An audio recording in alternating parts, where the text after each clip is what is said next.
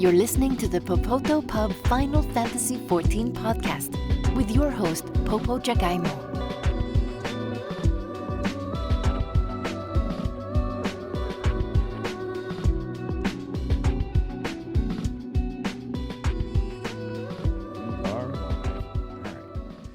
Lolly-ho, everyone. Welcome back to the 7th episode of the Popoto Pub Final Fantasy XIV. I was about to say Final Fantasy VII, but Final Fantasy XIV podcast. This is episode... Very different podcast. Yes, very, very different podcast.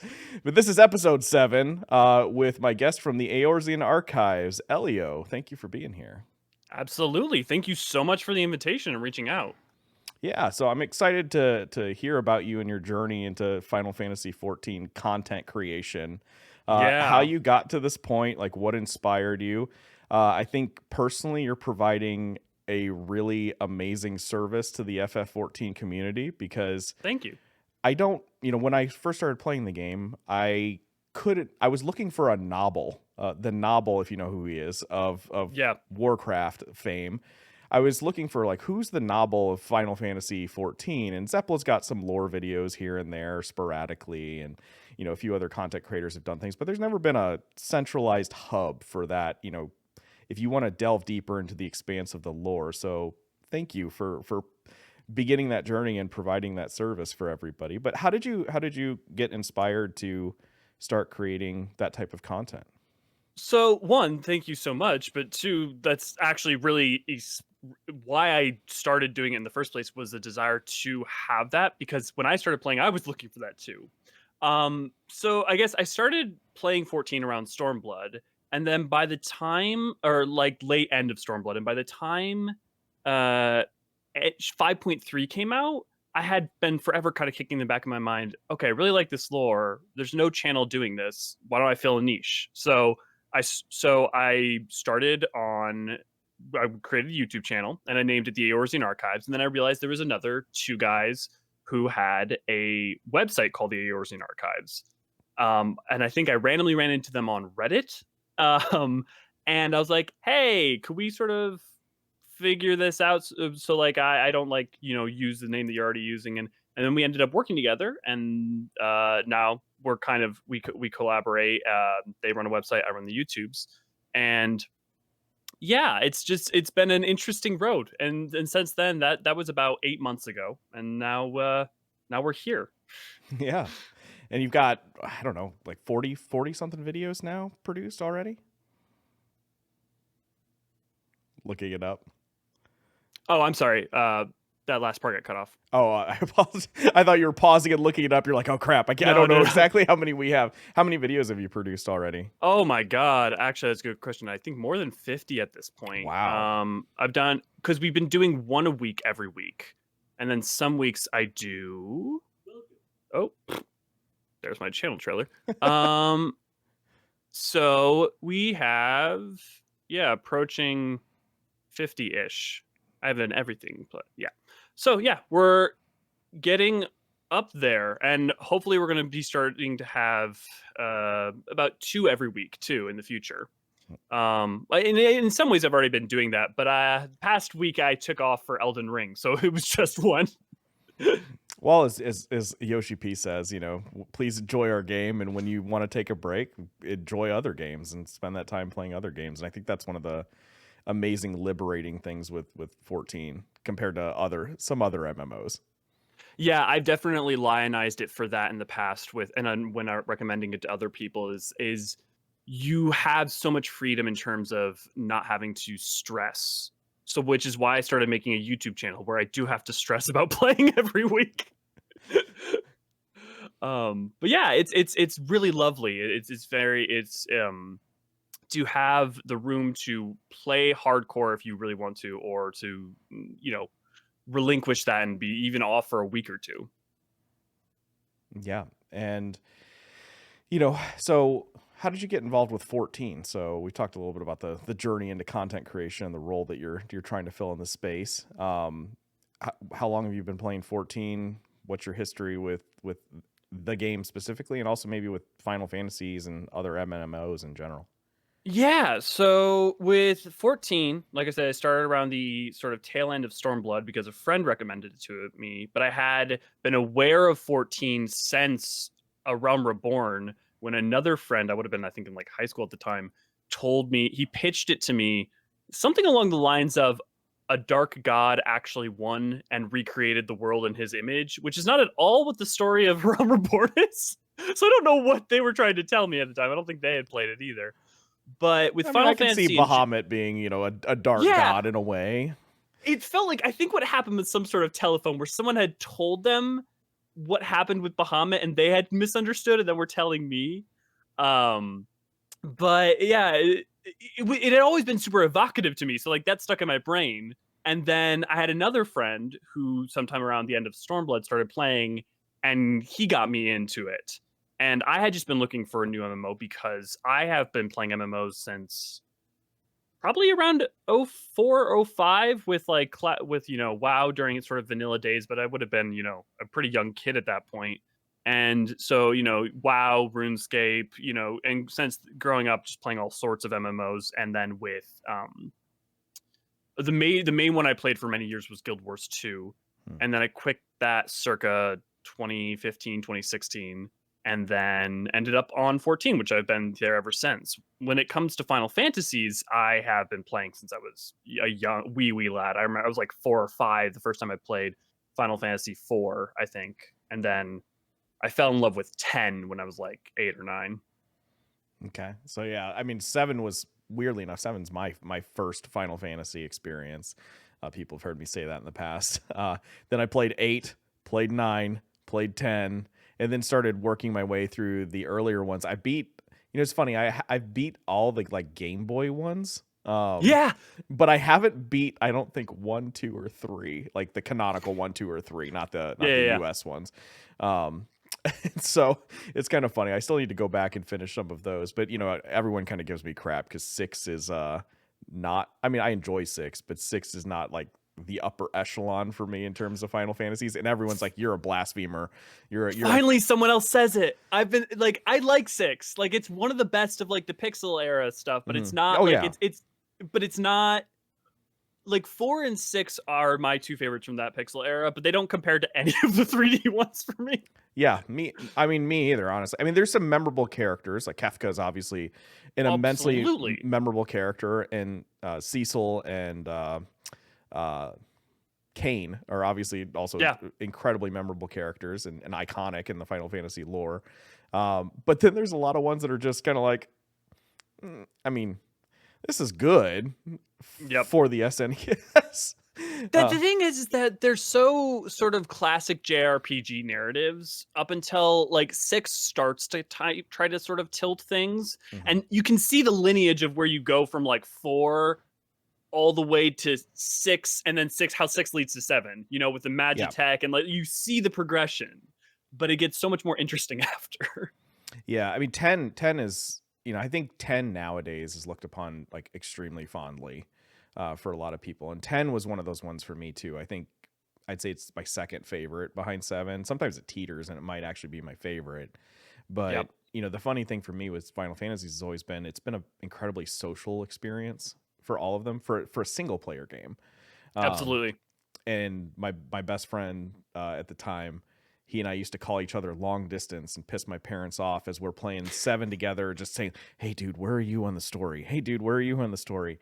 Now with 14, it's like, oh, it is a social experience now, and you still get the amazing story that's honestly my favorite Final Fantasy story and my favorite of all stories. So yes, to save the other Final Fantasy games from comparison, I'm like, okay, it's an MMO. It could do a different thing for a much longer period of time. So I tried to never like compare 14's narratives to the single player ones, but I definitely feel all of that. 10 being my favorite for sure in terms of the single player ones. Yeah, so I've got some questions for you because you just made a video on like new classes that are potentially coming up. But before we get to that, before we get to that, I do want to ask a question about something that was announced at the live letter a week or 2 ago. It's hard to believe we're about to have another live letter, and by the time you're listening to this, we will have already had a new live letter. What will we learn? Yeah, what will we learn? But Yoshi P's obviously announced that they are expanding the trust system, so more single player preferenced people can enjoy the game without feeling the pressures of playing with other people. How do you feel about extending the trust system, throughout the entire game? Do you think it's a good thing for the health of the game? Obviously, it's going to be good for those single player people that just want to experience the story from beginning to end without having to deal with other people. That's without questions great. Yes. But what do you think? What do you think the impact's going to be on the kind of overall health of the game and the community and the social aspects? So, in a non-pejorative way, if I was to be, dismissive, a lesser game, that would be tend towards a negative thing. What I'll say is, for me, as much as I go a little bit back and forth, I think overall it's a good thing in terms of growth of the game. Like, because there was that Japanese, I don't know if it was Famitsu, but there was an interview with Yoshi P recently after the live letter, him talking about the number one thing in all of their eternal reviews, checking over and over again, the reason people don't play 14 is because it's an online game. That is the number one reason by far. So we know that in terms of growth, that is the thing that has to be solved, and that they plan to make that a part of like the 7.0 marketing, is that now you can play it single player, and trying to drop the online in Final Fantasy 14 online. Mm-hmm. I think it's a good thing. I think it's not unambiguously a good thing, because you don't want to create things in an MMO that promote people not playing together. But if you create the trust systems in such a way that anyone can start playing, what can happen is, hey, someone who never wanted to play online starts in A Realm Reborn, gets into Heavensward, and now starts to feel really comfortable in this game, and now does a trial, an EX trial or two, or a trial, or starts reaching out, or meets someone Limsa, or all manner of things, whereas you wouldn't even have had that opportunity before with them. So I think overall it's going to be a really good thing. I do think it's going to be a little bit wonky for a little while here. And I think there might be unforeseen consequences, but I do think it actually is going to increase engagement with each other in the long run, rather than just creating siloed experiences. What do you think of the changes to the MSQ roulette, or the main scenario roulette? Good thing? Bad thing? How do you feel about it?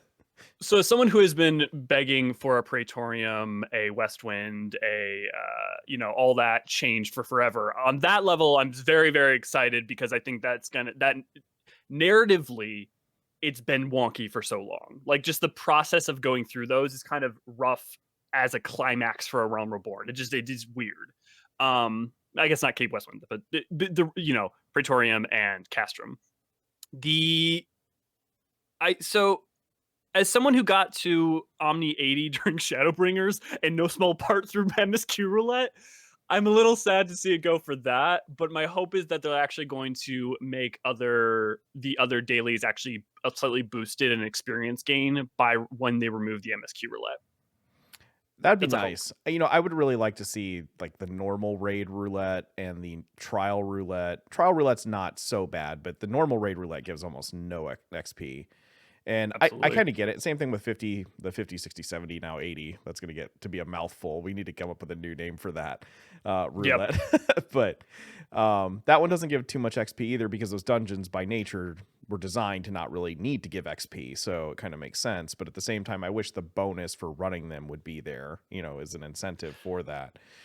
Yeah, when you're getting more XP from the PvP roulette, you have to wonder, okay, they need some kind of extra reward or something. Yeah, I think it's just increasing and leveling out the XP to all of them, right? Like, and you could do it by average time to completion. So if dungeons are 15 to 20 minutes, something like that, they can be double the XP of the trial or the raid, but the trials and the raids are about the same. So why aren't they just about half? They're maybe 10 minutes. Why aren't they just half that amount, rather than it being like 10% maybe of that amount? So it feels like sometimes with the normal raid. Yeah, the amount is so low that so often, like, guides that are talking about leveling will just say skip them, because you're better off in terms of time doing other things, which is often true. It's I think you mix that with things like the graphic engine update, and I think 14's entering a sort of awkward teenage phase for the next 2 or 3 years, where it's like going to be dealing with, there's going to be, trusts are going to be updated, but it's not going to be trials, and it's going to be some of the expansions for a bit, but not others. It's gonna be interesting, that's for sure. Yeah, because I mean, they're gonna have to do some of the trials, and so they're gonna have to play with other players. I think, I've thought a lot about it in terms of if I think it's gonna be a good thing or a bad thing. I have a lot of fears with opening up the trust system throughout the entire journey. That being said, I've gone through that experience where I felt kind of uncomfortable of, maybe messing something up, especially when tanking or healing, like you're just worried that you're going to mess something up or you don't understand a mechanic yet. So I've used the trust systems early on to really like learn how to run those dungeons. And then once I felt comfortable with learning those, and if I died, I'm not upsetting someone else, because I come from Warcraft where if you die, you are the scum of the earth and everyone's going to hate you. Here it's not like that, or just quit the group right away. Here it's not like that. So I think it's good. I think it's kind of like training wheels for people in a way. And absolutely. And I think that once they'll see the other people in the cities, they'll see the other people, out in the world. They might find housing. They might see people at the Gold Saucer. They might engage with Chocobo racing. Who knows? There's a lot of different things. And maybe that'll just slowly get some of those people. So where that fear of like entrance of not wanting to play with other people is there, but then it might just the world itself, hopefully, will just slowly wean them into playing with other people potentially. Yeah, and if they start, if they have a friend, right, like two people who would have never wanted to play with other people but start playing, well, then maybe those two people feel comfortable together and they go do a dungeon, with two other people they don't know in queue, and then that's good. Oh, and then maybe they start doing a trial, and you combine that all together. I'll also say, as someone who played through all of Endwalker's, obviously not the trials, but well, except for one, but the dungeons in Trust first, because of just wanting like story vibe, like wanting to feel like I was going through with the Scions. Mm-hmm. There's a lot of narrative benefits to the trust system and the feeling of it being part of the story, as opposed to, we've all had that moment where we go into the fight with Hades and Shadowbringers, and there's a giant naked Rogadin with a Namazu head that pops up when the Warriors of Azem are summoned. So, a little immersion breaking. Yeah. I mean, there's certainly some weird moments in bringing people into your kind of epic moments and whatnot throughout the game. So yeah, I definitely agree, because there's, I'm not getting into too many spoilers just yet, because we'll have a full spoiler discussion towards the end. But there's a certain dungeon in Endwalker where your trust system gets shaked up a little bit, and it is the greatest thing ever. That was super hype. Yes, it was. So yeah, I mean, narratively too. I mean, I'm excited. I'm probably not, because I'm an Omni 90 or Omni Popoto, as I call myself now. So I might not go back unless there's some incentive to level, all the different trust members up and everything, or there's unique trust members that you can get. Pippin, please give me Pippin in my trust. But every time I think about new people that they could add to the trust, it goes too far, too quick. There's so many, especially with all the little dialogue tidbits and what we might learn. Mm-hmm. Yeah, I'm probably going overboard with how many people I want in the trust system, just mentally. The list is all Lalas, but it's too long, even with it all being all Lalas.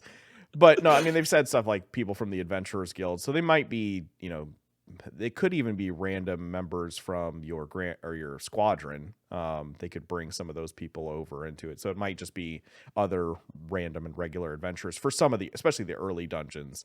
But I'm excited to potentially see like what little, side dialogue happens when you're in the dungeons with certain people. Absolutely. And I might replay it just for that experience. Yeah, praise be whoever goes. There are people who go through and create spreadsheets of every dialogue line that people say throughout all of the content. And they did that for Shadowbringers when it was out. And there were like weird combinations of Eorzean with Alice, where Alice says something that just is hilarious, but you would never know unless you thought to take that combination to Malekith's well, and also doesn't happen unless you actually like get Eorzean down to 50% health. There's just there's some weird ones that just only pop up with super contextual things. To the point where I'm sure there's Endwalker ones that like people just haven't discovered yet. Yeah. Yeah, I mean, and that's amazing that they take the detail and the time to put into that, just to give you that kind of rich experience when you're going through it.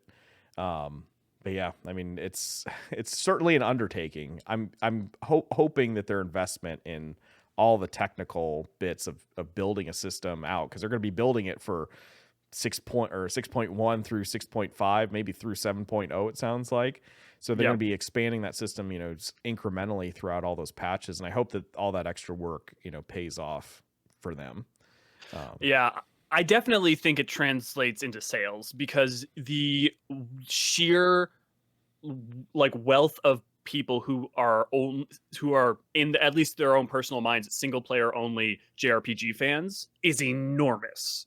So you think about that community, and being able to access that community would be, for them, purely from a financial standpoint, for them, huge. Mm-hmm. And yeah, even if they're people who are just log in, play through the story, and stop paying their sub afterwards, I mean, that's probably worth it for them, just in terms of that bit of revenue.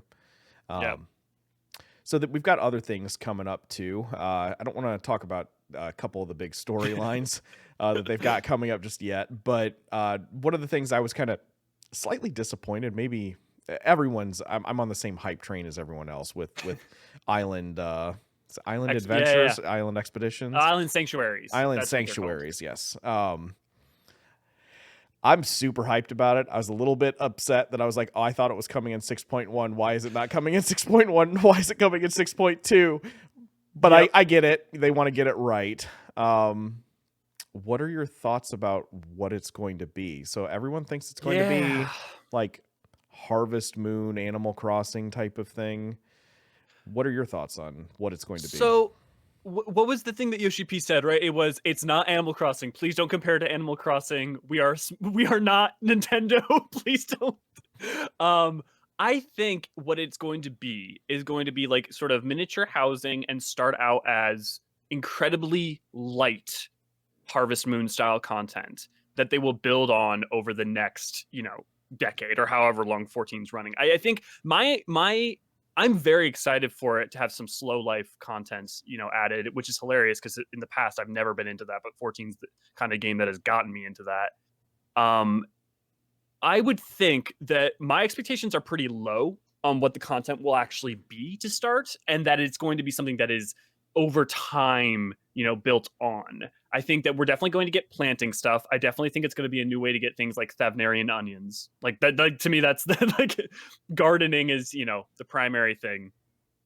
My question is the limit to which we might be able to allow minions and all that stuff wander about, because there's a lot of that is sort of been hinted at or stated and shown in the art. But, it'd be really cool to have your mounts walking around. I think the thing is that we have, other than knowing that it's going to be slow life, we know so little about the specifics that I'm like so hesitant to make any like gut assumptions about what it's going to be, in the same way that I was like, oh, it's going to be in 6.1. And then it wasn't. I'm like, this is completely different, but also I don't want to think, oh, it's going to be this and then be disappointed, especially after Yoshi P went to, pains to be like, it's not as grand as whatever you're thinking. My brain's been in overdrive, because I'm like, what does that mean?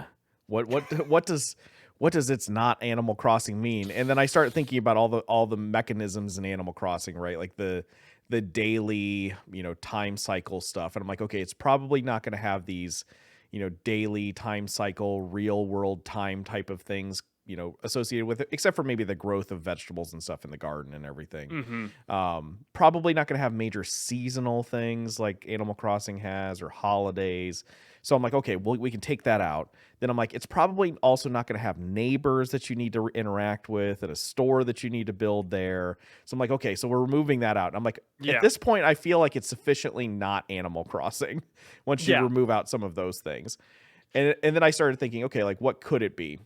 And my wish list for it is simply a house, that uses the housing function for everybody, so that everyone who maybe doesn't win the lottery, or go through the painstaking process of housing Savage right now, can have a house of their own without paying, money for it. So that they can start to experience that system. And then maybe if they want to keep expanding, or if they want to pursue getting a larger house and pursue something greater in that RP space with that, then they have that ability to do that, but they're not upset because they still have their own island sanctuary, right? Yeah, the two things I've assumed are farming and your own apartment. Like what size the house will be is anyone's guess, but definitely like your own physical apartment that's bigger than an apartment, like you're actually on your own space. It's definitely like a small plot house. Yeah, exactly. And so definitely that sort of Stardew Valley vibe, but if like Stardew Valley was only the first week, like early stuff rather than all the stuff that comes later. I will say that as much as there's no way we're having neighbors at the start. No. That is the sort of function you could imagine being built up over time, is the ability to have visitors or something like that. It could be NPCs. And what could be one more way to facilitate an even stronger version of the trust system. Now, I'm not someone who necessarily needs or is begging for, the dating sim version of 14, but I do think that there would be a value in, what is it? Fire Emblem Three Houses has that whole like tea time thing. And a system like of ability, more systems that allow you to interact with the Scions or just other adventurers outside of MSQ would be handy. Now, the difficulty I think that Yoshi P has said in the past with that is not wanting to have to account for wherever Scions are at certain points of the story. Like, so if Thancred's supposed to be off in the New World, but then he's visiting your island sanctuary, like, doesn't make any sense.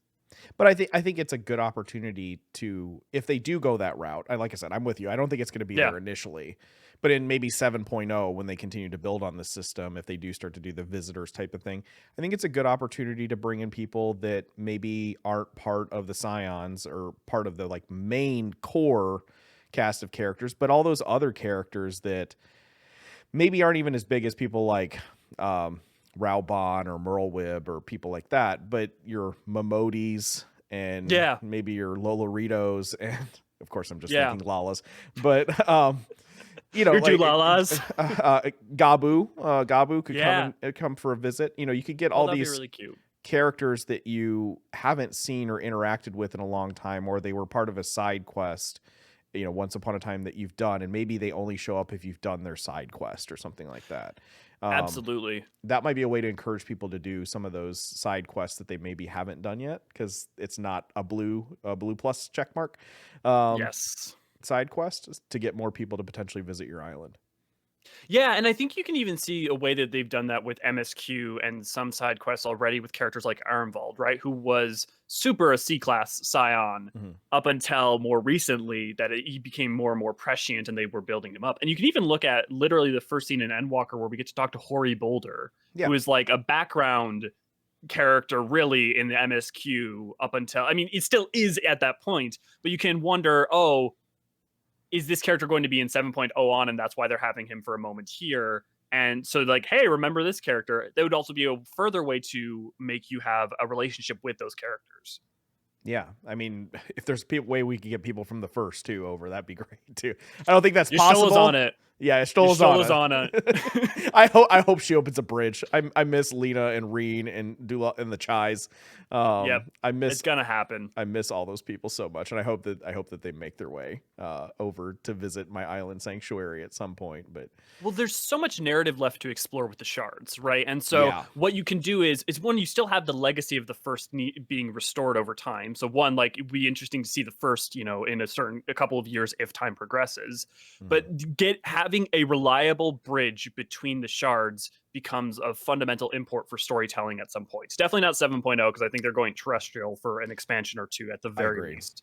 I agree. Although like one of the core things that they're exploring for, well, I guess kind of spoilers for 6.1 if you don't want to know what the raids are about, but we're exploring the 12 gods myths of the realm of Eorzea, which I think is interesting, because I think that that's something that was untapped, and I thought that it was going to be something that, and Crystal agreed when I interviewed her last time on the show, that was going to be the context for future expansions in terms of what we're doing, and it sounds like they're just wrapping it up into the Alliance raid series this time. So that leaves a lot more, like you said, terrestrial, open up the world of Aetheris to more things and to see all that's happening across all the corners. So they're kind of going that let's expand the map type of thing. Yeah, my read on the Mist of the Realm is it's much more actually to me in line with wrapping up narratives around A Realm Reborn, because the 12 have only ever played a really super important role in 1.0 and A Realm Reborn, and then the things around Bahamut. Like, they're important to the world, they're important to the lore in all sorts of ways, in terms of the 12 as they are known as myths to the people of Eorzea. But in terms of their actual origins, who they are, and things like that, I see that much more as putting a capstone on a legacy piece of narrative, especially because there are allusions to them being tied to characters that are touched on in Endwalker and in Shadowbringers a little bit. And so to me, it always made sense that it was much more 6.1. This is about answering a long-lasting question so that we can move into the future, rather than it being the start of a new expansion, especially when we have so many topics to touch on already. Yeah. So let me ask my last question before we can kind of fully go into unlimited spoilers, ultimate spoiler mode after this. So you just made a video about, new jobs coming into coming into 14 and 7.0 and beyond. And I just made a video about like how many new jobs have been added in the last 10 years in Final Fantasy 14 versus WoW. Spoiler alert, there's been 5 new specs in WoW since 10 years, and there's been 10 new jobs in 14, so literally double the new stuff. Yes, I realize, and I all the people that have pointed that out, I apologize, WoW Andes. I just chose 10 years because I thought it was a good time frame, like a decade is a good comparison. I do realize that there are more specs in WoW than there are jobs in 14. But notice only one of them has succeeded at balancing them. Yes. Yes. That's a big one. As a long time, or not a long time, but a demonology warlock, in the time that they told me to not play demonology, that hurt really bad. And it's really painful when you level something up, because I kept everything capped, so it wasn't so painful for me. But there's so many times where I'm like, I just want to play a Windwalker monk, or I just want to play a Mistweaver, and they're like, no, like this is the expansion, or this is the patch where that's trash. So you might as well just level up a priest, or you might as well level up a paladin, and I'm like, yep. And that was the painful thing for a lot of that. And also the fact that you had multiple characters you had to balance. It wasn't all just on one character, so you couldn't just pass gear down. Yep. You had multiple weekly chests and RNGesus to pray to every week. Just a lot of pain there. So yes, I realize that WoW has more specs than 14 has jobs. But my point in that video, I think, was mostly to show that I personally believe, and if you look at how the reception in World of Warcraft, every expansion that has added a new class with multiple specs, obviously, has always been viewed as one of the best expansions. I don't think that is a coincidence. No. Wrath of the Lich King adds Death Knights. I think everyone was looking for the culmination of Arthas in that story. So there was a lot of things writing into that as well. But I think adding Death Knight brought in a lot of new life into the game as well, a lot of new life into the meta. Then, the next one that's viewed that way is Mist of Pandaria. It may have had a rocky start, but, Monk obviously breathed new life into the kind of gameplay and the meta of the game. People tend to look back on it fondly, that's for sure. And then Legion, the last great, WoW expansion that people kind of agree that was a lot of fun, though it laid the groundwork for a lot of the awful systems that made people like me quit 4 or 5 years later. Yeah. But rough time.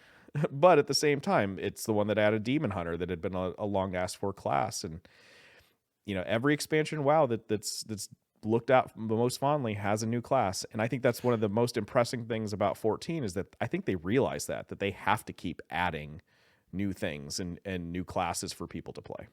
Yeah, jobs. And I'll also say that, especially at the time that the Burning Crusade came out, with like the Horde Alliance divide as strong as it was, even just culturally, like you can't undervalue the fact that having Alliance all of a sudden being able to play Shaman and a Horde being able to play Paladin didn't in some ways feel like having new classes.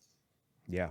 Yeah. And honestly, like to me, the other big thing with being an altaholic and WoW to now being a Omni Popoto in 14 is I I don't know if I could go back to a system where I can't just run a dungeon on my main class or my main job and then give the gear that I don't need to my alt job.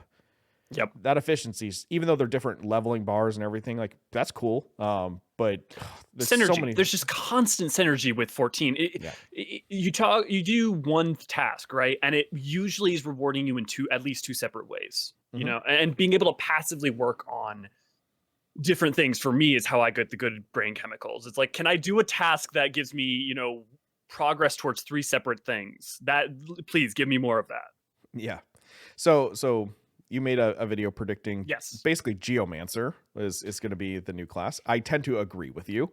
I think it makes a lot of sense in terms of a class. And your thoughts are that it could be most likely DPS, damage dealer type of mid-range caster. Is that what you were predicting? Yeah, it definitely should be a caster, right? Because we haven't had the last range we had was Dancer, right? But in terms of casters, the last one we had was Red Mage. So it's been a while. If you look at that for the expansions, there's been a relative pattern of the rate at which, you know, classes come out. Now, some people make an argument that we haven't had a scouting DPS because they see those as very different. Whereas I'm kind of more of the mind that, like, yes, melee DPS gear is stylistically different and that does matter. But like we just had a melee DPS with Endwalker. So I don't think there's a world in which we get another melee DPS. Unless maybe we get two classes or two jobs, which is possible, but I could see a world where we only get one job. I don't think we will. I think that they're stuck to the 2 job per expansion pattern. I think that they know that if they give us less, that people will be disappointed. I think there's a reason that they showed us in the last live letter that graph in a very different context. They showed us that, or not graph, that chart of this is why we need 4 months, I think it was, between patches instead of 3.5 months, because this is the amount of recorded voice dialogue. This is the amount of lines of text. You know, they were showing us this is how much additional content, this many additional jobs to balance. This is why we need this extra time. And that's one of the things I love about the 14 team is they're like, if we're going to not give you something else, we're going to communicate why. And when I saw that, I'm like, oh, there's like double and sometimes triple the number of things here that they're balancing and giving to us. I'm like, yeah, take an extra couple weeks.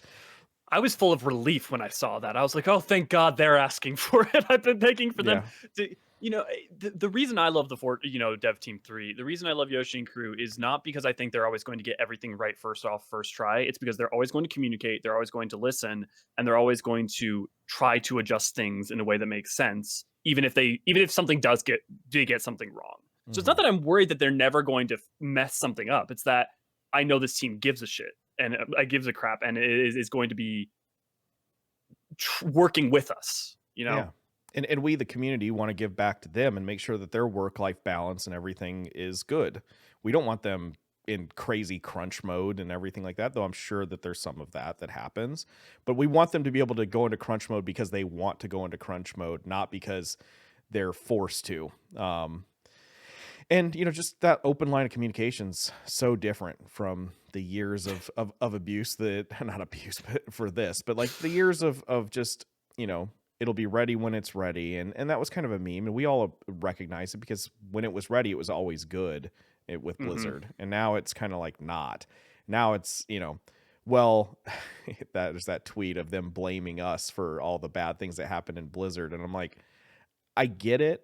It's a raw emotional moment, but I think that just encapsulates how they felt about us. Is just, we're there to serve them. They're not there to serve us. And yeah, they fundamentally, it feels as if, and I don't even just mean this for Blizzard, I think there's a larger problem that happens, is a fundamental misunderstanding and disconnection with the people who play your game.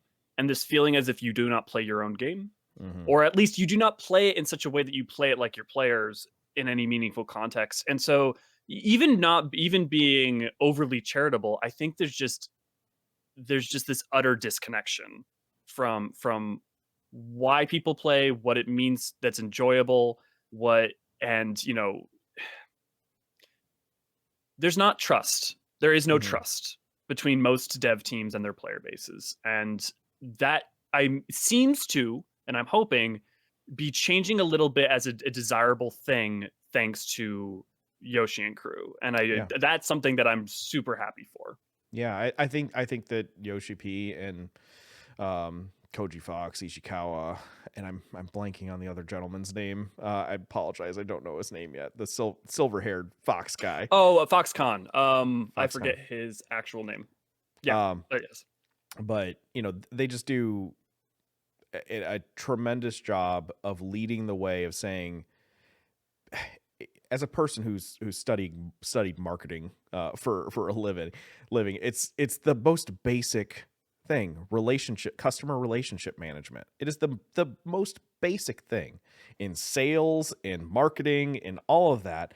And if you don't have and foster a good relationship with your customers, which can mean a lot of different things, yeah, you're going to fail at everything. If you treat your customers as if they're beholden to you, you're going to create an unhealthy relationship there. And it's mind-blowing to me that not just Blizzard, but so many developers, teams treat their player bases like they're there to, like I said, like they're there to serve them, not the other way around. When they are the paying customer. And I think it's a microcosm of Japanese culture in general, that permeates throughout Yoshi P and his team. But it's just something that's so refreshing, because I hope that by them kind of leading the way, I hope that many other companies see what they're doing and go, oh, duh, that's important. Let's emulate that. Let's hire people that care, or I shouldn't say that. They probably have a lot of people. I think it's undoubtable, Blizzard included. It's undoubtable that they have many people who care inside their organization. But the systems that exist within that organization, for how they're compensated, for how they're evaluated, for all these different things, don't reward that. So it's counterproductive. And I think that if they see that if we eliminate some of those systems, then people will be happier, at the end. 100%. And I think the difficulty you come with, right, is that you have to have someone in a position of some authority that can actually make those decisions, who gets that. And I do think it's wild. You'd think that this would be a basic tenet that anyone would be of trust, right? The facilitating trust matters in terms of a long-term service, but you have difficulties where you get people in positions who are incentivized to, and it doesn't just have to be monetary, but looking at if the only important thing is monetary gain within the mid to short term, you're incentivized not to care about that, because you're incentivized to make sure that you're just maximizing the money you're accruing from someone. But whereas trust is based in the idea this is a long-term service and goal, ergo it matters that we facilitate a relationship with the people around us. And that's the business side, right? Like, it's not even the creative side. That's just the business people. But then if the business people are all in power and that's how they're all thinking, they're not going to put you're not going to put a Yoshi P into a position of power. They're going to put someone who's going to be able to either is workmanlike and just making sure that the content's being made, and you get something kind of a little more like WoW right now, or it could be even worse. Yeah, I've never actually talked about this on the show before, but it makes me think of my time working for GameStop. So, surprise! I work for GameStop too. Yep. Surprise! I worked for GameStop once upon a time. Way back, I guess it's been, I'm trying to think. It has been almost 18 years, 17 years since I worked at GameStop. Different time. Yes, very, very different time. Cartridges and CD, CD-based game, DVD-based games were Blu-ray-based games were all the thing. So, a boom time for GameStop. Like, I would say one of the peaks of its popularity. Things have since changed, and they've been on a downhill path pretty much ever since. But I saw some of the writing on the wall in terms of the influence that corporate pressures can have on how employees are evaluated. So for me, the thing that made GameStop special, especially back then, was that we didn't really we had the internet, but there wasn't really this social element of the internet. Facebook had really just opened up to college students, and you had to be at a college that had, access to Facebook at the time. So it was a much different time. So if you were a gamer, which was not, not as popular as it is now, at least in the mainstream culture, if you were a gamer, you would go to GameStop, because when you went to GameStop, you knew that the employees there loved games. You knew that unless it was a mom or dad bringing in their kid, that almost everyone else in there also loved games. And I've had some of the best conversations of my life inside of a GameStop, and that's why I wanted to work there, because I just wanted to talk with and build relationships with the other people that were visiting the store and talk games, because I love doing that. What started to happen was they started to keep putting in processes and systems that rewarded and punished their employees based on how many reservations that someone made, and also how many subscriptions someone sold to Game Informer and their discount program. The wild thing about it back then was that let's just say if you sold someone, and got someone to put $5 down on 5 different reservations. And this was the metric that we were evaluated on, right? Like, you were evaluated on how many reservations you got. But let's say the next day that same person came in and you weren't working, but I was. And I ended up having to refund those reservations without moving them to a different game. I got negative strikes on my card, and you kept the positive ones. So I would end up, let's just say, with -5, and you'd stay with +5, because it was my responsibility. And I think that was the way they viewed it. It was my responsibility to make sure that that person did not pull their money out. And same thing with subscriptions, right? And you were evaluated, and your raises and everything were given based on how many of those you had on your record. Now, we were using like a DOS-based system at the time, so very different times. So maybe they had, maybe they having worked there only like 2 or 3 years ago, it had not changed that much, let's say. Okay. Good to know. And I've talked with some people who have worked there, like 5 years ago or so, and I've heard similar things. And when you put those systems in place, they go, well, yeah, that's why people are coming back. People are coming back because they have $5 down on a game, or they're paying for the subscription, so they want to use the discount card. So that's what's getting them to come into the stores. And it's like, no, people are coming into the stores because they want to talk with other people who like games. And while they're here, they make decisions and they learn about new games, and they go, hey, maybe I might want to try this game, or hey, that sounds really cool, I'll buy that. That's why people came in. Now, the world's inevitably changed quite a bit since then. So, you can join Discord calls, and I'm talking to you right now about a game that we both love. There's less of a need for a physical place for people to go to communicate about games, and that's, I think, hurt them a lot as well. Yes. But I think that the leadership there had lost sight of why and what made GameStop a cool place to be. Yeah, I think it's that difficulty of, like you say, the decentralized nature of video games themselves hurt them, but then also the decentralized nature of needing hubs to speak to people, right? Like, you even used to have classic forums. Mm-hmm. Like, we still have forums, obviously, and they've evolved, but in that era, you have your game facts, you have like a huge amount of conversations going on there. But I think it's one of the big issues is you can't quantify that, right? You can't quantify the value of a good conversation between someone else who meaningfully loves something else you love, like by kind of almost inherently by nature, whereas you can quantify someone subscribing to Game Informer. And so when you contend with people who don't understand the value of community, that's a overly broad way of putting it, but the value of like having a sense of shared community, you can't explain that to them in any way that is demonstrable in a mathematic way, because it isn't. Yeah. And so I think that you see that become an issue time and time again. And it's not just, business people versus creatives. It's never been like that. But it is when trying to deal with the world of business or deal with finance or it's hard to articulate those values in a way that is any way trackable. Well, and with the analytics push of today too, you can't build a predictive model off of something that you're not measuring.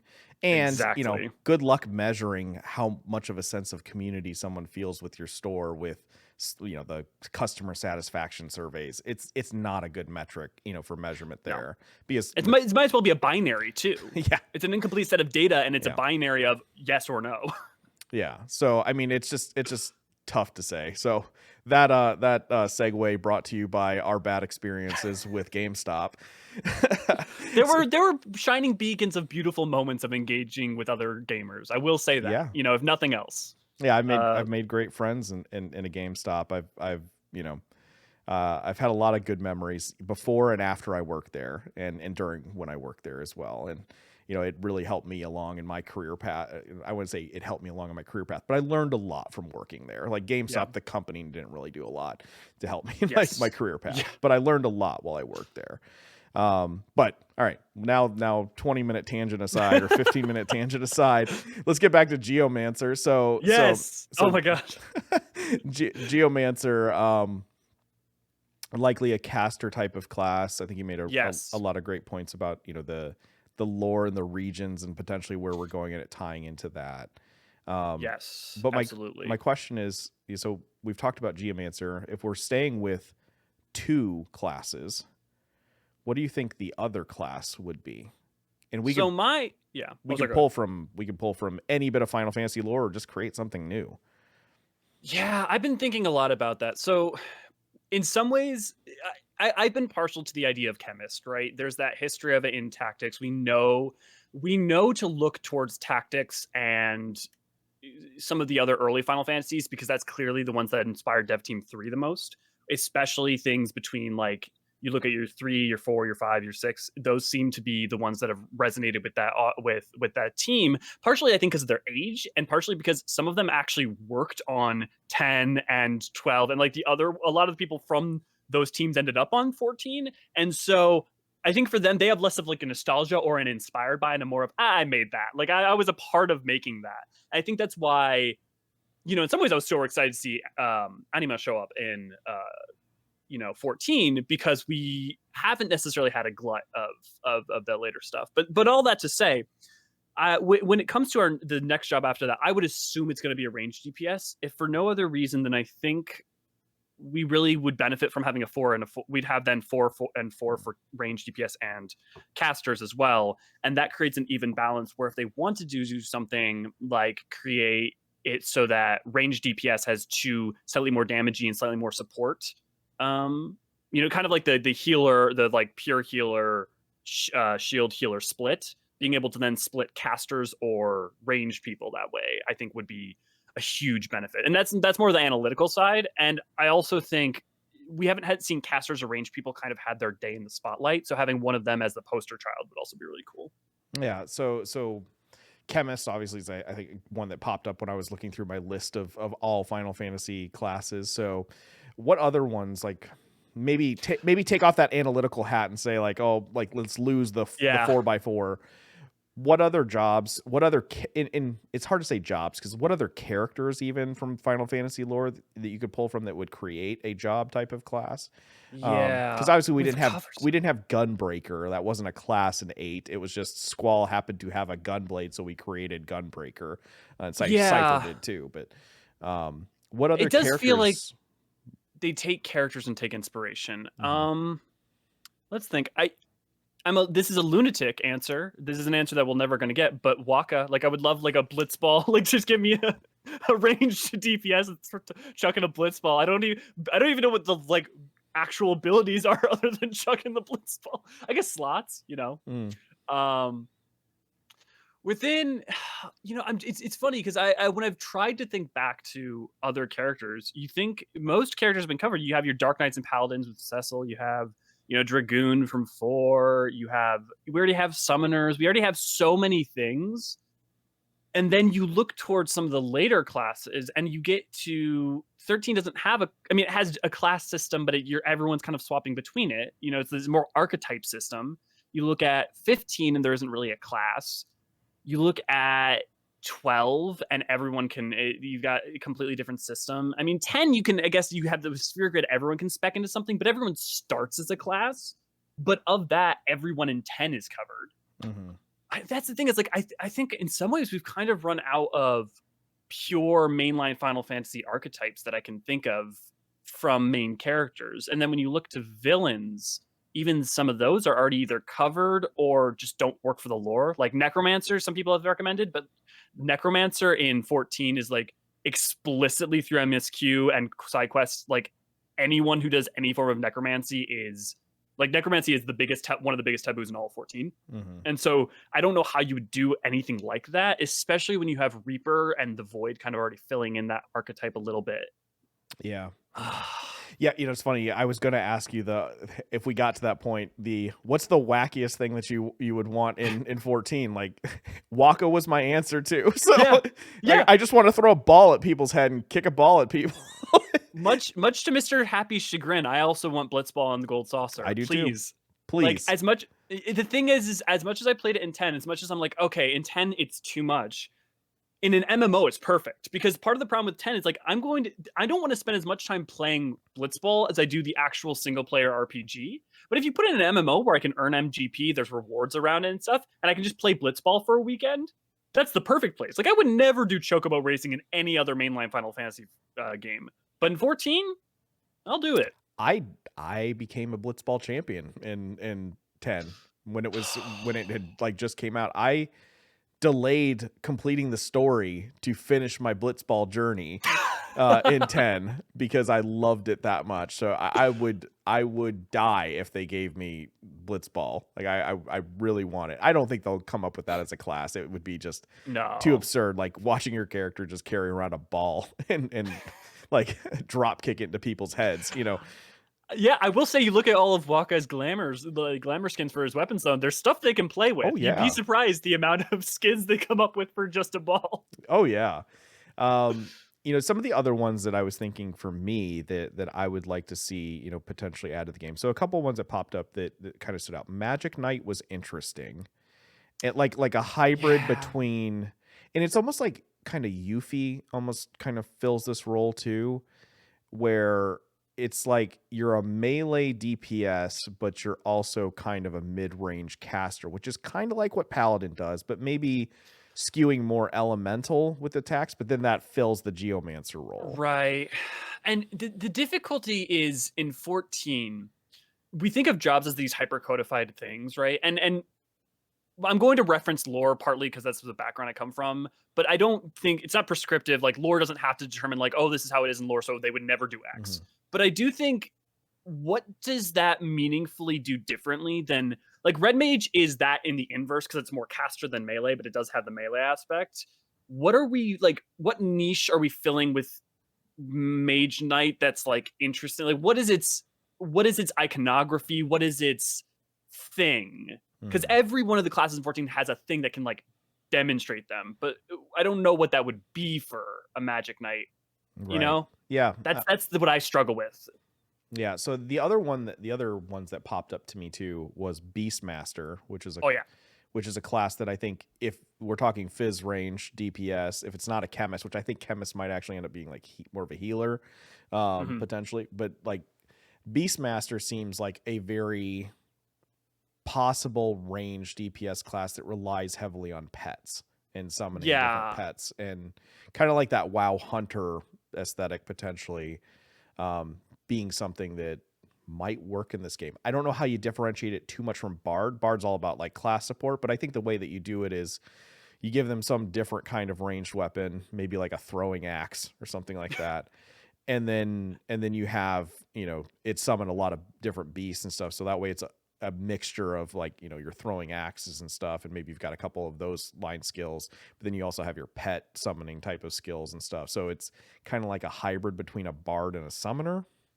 I think this is much to other people's chagrin, but no one has been able to convince me that Beastmaster makes sense as a mainline job, but I think it makes absolute sense as a what's the term? That like Blue Mage, the sub jobs, or I think, because how do you balance to make a Beastmaster interesting? In my mind, the most interesting thing is taming beasts, right? And that's a mechanic that you can't really do if you're facilitating it as like a primary job.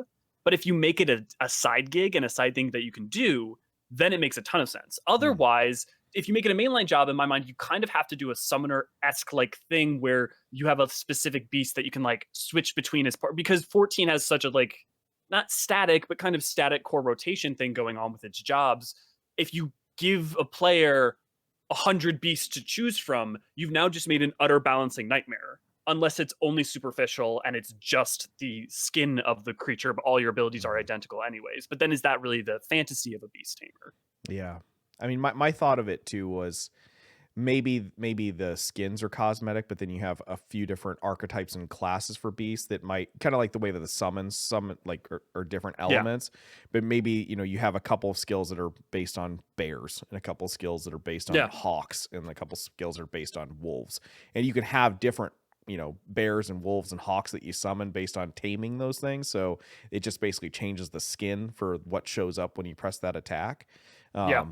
But and I'd be down for it. It's one of those things where then how different is it from summoner? And does that matter? Like maybe that doesn't matter. Maybe it's like, okay, it is similar to summoner and that's just an archetype that exists. But also, I don't know what weapon that would be. Yeah, like throwing axe. Because bow seems to be it makes the most sense, but then it's like that's already taken. So throwing axe, spear. I mean, spear's kind of already taken with dragoon. Dragoon, yeah. And then you can't do something like, you know, a musket because you already have machinist. Machinist is interesting because we can also look to things like, well, could you have a dual pistol class, and is that different enough from a machinist? And I think so. I definitely think people have been tossing out, and it's been on my mind, pirate themed stuff or Corsair themed stuff, because we had that musketeer class that was supposed to exist that never did, that machinist kind of took over for. But especially like going over the new world and all the things with Limsa and stuff, I could totally imagine like either a pistol in one hand cutlass class that actually kind of takes Waka's slot limit break and like adds like a mechanic of like luck and stuff. That could be interesting. Yeah. So I've got two more that I've been thinking of that I could run by you just to get your thoughts on. Yeah. So the other one would be, and this might be called a Beastmaster too, I don't know, the equivalent of a Warcraft druid. So like a shapeshifter that shapeshifts into different animal forms potentially. And, you know, obviously you wouldn't have the 4 different specs like they do in Warcraft with a bear, a cat, a moonkin, a cat, and just I guess a tree or yourself. But maybe it could flow a little bit like a summoner where you kind of go into different forms, and that's just different parts of your rotation. And maybe there's 4 different forms that you transform in and out of, you know, during the course of your rotation. Does that work with, and I think the biggest thing is, does that work with the lore of Final Fantasy? Obviously they could create something, but does that work with the existing lore? So with the new world coming up, I think there's ways in which that makes sense, because you could be like, oh, well, there's no history for anything like that in the lore thus far, but we know, but for instance, blue magic, right, only existed in the new world because they discovered how to do that, whereas like no one else did, even though in theory anyone could have done it in Oathard or Eorzea or whatever, you know. So the thing is there precedent for it? Well, there's precedent for Aether being used to transform things. And so, and ethereal manipulation in interesting ways like that. Yeah, I think it doesn't abjectly not work with the lore. That's what I'll say. The question is how that manifests then is, are you like pulling in Aether around you to take on the guise of a thing? Are you pulling in the Aether of creatures of the land into you and thus embodying them as spirits, kind of like what you're doing with the Reaper with, you know, the Void Sense. I think there's ways you could absolutely make it work with 14 lore without even stretching that hard. That's for sure. Yeah. Okay. Well, I don't know. I mean, I thought that was interesting. I think it definitely would fit with a potential new world aesthetic, you know, if they go take some maybe inspiration from Native American lore and things like that. I think it'd be a really interesting take on things, because they do tend to borrow things from different cultures, and I think that would be a really cool culture to bring into the 14 landscape. So last one, and this one might be a bit of a stretch. It might be too similar to one of the other ones. Semi spoilers for Endwalker, I guess. at least through 83, level 83. Now that Garlemald has kind of like joined the fray, I've been thinking maybe there's something there. Like maybe there's something Garlemald can bring to the Eorzean alliance and some new type of technique. And I kept asking myself, like, okay, it's kind of like machinists, because they got a lot of guns. They've got gun blades, obviously, got a lot of different things. But maybe there's something like above machinists. It's like maybe you're riding around in Magitech armor the whole time and just shooting things. Or maybe you're in one of those big machine mechanics, and it's all about not you summoning a machine to fight alongside you, or tinkering with these little small things, but it's actually you being inside of a mech. Yeah, I had, that's absolutely been on my mind a whole bunch. And the thing is, we already have precedence for it, because the Reaper is from Garlean culture. Yeah. Like the whole thing about the Reaper. And so I think I think you could say, oh, well, we already have the Reaper, so we already have something like that. Or you could say, well, there's precedent, and the Garlean refugees are going to be a big part of the MSQ going forward. Like, there's just not a question. It's going to be a part of the world state. So I think that's super possible. I mean, we already have, obviously, Dragoon, but I would love to see a return of the Gun Lance, because that thing, like what Nail has in 1.0, because that's a cool concept that has not had its due. Yeah. Speaking of which, taking influence from Garlean culture, and you were talking about dual pistols before, Livia with the gun blade type of thing. And you could have some type of like John Wick martial artist style gun fu thing. That'd be kind of cool. I'd absolutely love that. This is why the only reason I say things like, oh, I wonder if one job, is that I keep seeing ways in which they're painted into corners because of how much things cross over, and maybe get to the point where some new jobs just have identities that are similar to O jobs. Because if you have Gun Fu, how different are you from Ninja and Monk? If you're melee, right, punching, but if you're gunny, how different are you from Machinist? So maybe the reality is that we just get to a point where we shouldn't consider too much prior existing jobs, because otherwise the reality is there's just always going to be a bunch of crossover. Yeah. There are any other characters that you could take inspiration from throughout like the history of Final Fantasy lore, aside from Waka? Auron's another one that I think is interesting, but it's kind of like samurai. So yeah, Auron's like half samurai and a little bit of warrior, because like his Masamune, like the giant ass or giant Dark Knight, giant sword. It's I would love to see a sort of Noctis style creation, blades teleporting around thing. Like that would be cool. I don't know how you make that work in 14 without breaking it, because like so much of that is about the teleportation movement, which you can't allow endlessly. Okay, so let's run 1, 2, 3. There's not really anything in there. 4, 5. I do think about, this is in the earlier ones and in tactics, but Mystic, that's one of the other ones which we haven't seen.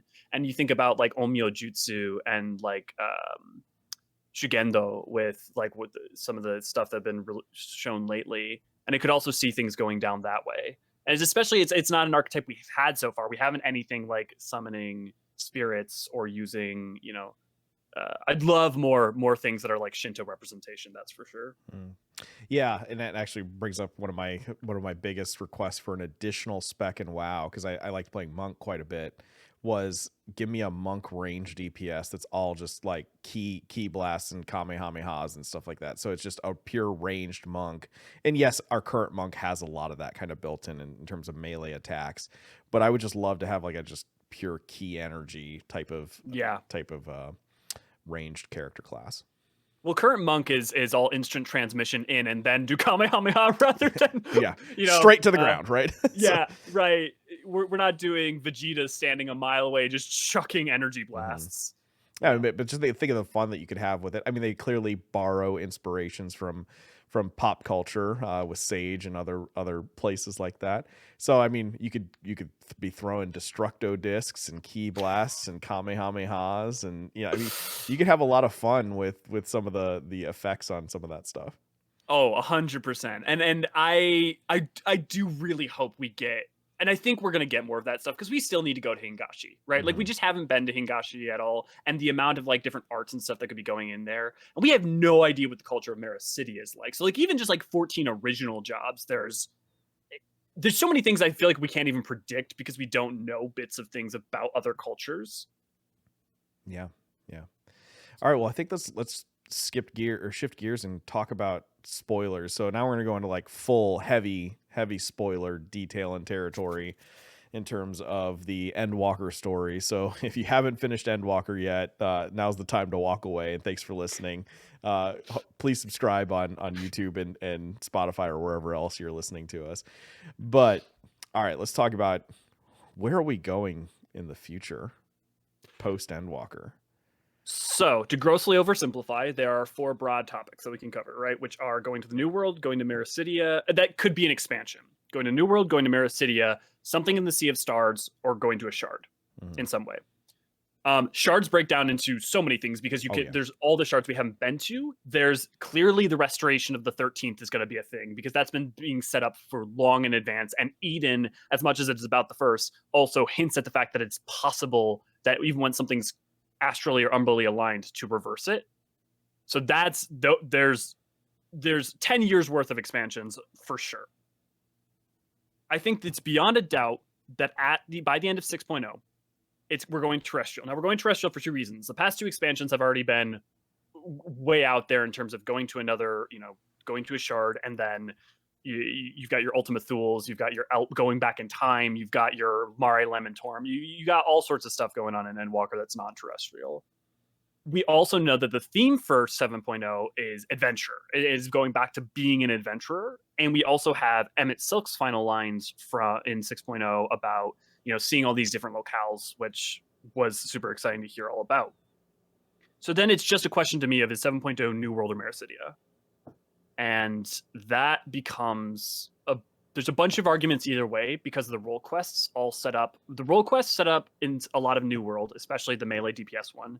And a lot of the MSQ, especially like the 5.x MSQ, actually sets up Meracidia because Meracidia's whole thing is with the legacy of Alag and the dragons. And we get, we're touching back on Tiamat, we're touching back on Bahamut, and Bahamut also has never, as much as it was wrapped up with the Binding Coils with his primal, that may have wrapped up the A Realm Reborn and 1.0 story of Bahamut, but it never really, no one's ever contended with the fallout of what went down in Meracidia. Did I miss something? Did I not do a side quest or something? Where is Tiamat throughout Endwalker? We don't know. It's assumed and implied that they went back to Meracidia or that they are around in Eorzea taking care of... There may also have been a side quest that I missed or something. I don't remember, but it's kind of implied that they are going to go kind of check in on Meracidia and or are dealing with the Telophoroi. I think the last time we talked to them, they're still contending with the Telophoroi with us. But we don't exactly know. And we also don't know about Azjaha. Yeah. So we've got, it's kind of like all the leaders of certain areas are all kind of dealing with their own stuff. And that's why I jokingly said last episode, like they kind of sent the B team to help us in Garlemald. Because they're all contending with making sure that their homelands are safe and everything, which makes perfect lore sense. But I really did. Have you done the benchmark, or have you seen the benchmark? Yeah. Like I really wanted that scene in the game, right? Like I was sad to not see it. Yeah, because it's just so epic. Everyone's there. Like I would have suspended disbelief for the realism of the moment to see like not a final charge because it'd only be like 83, but a big charge of everybody there, storming the Tower of Babel versus this kind of subterfuge, like going in through a train station, or a subway.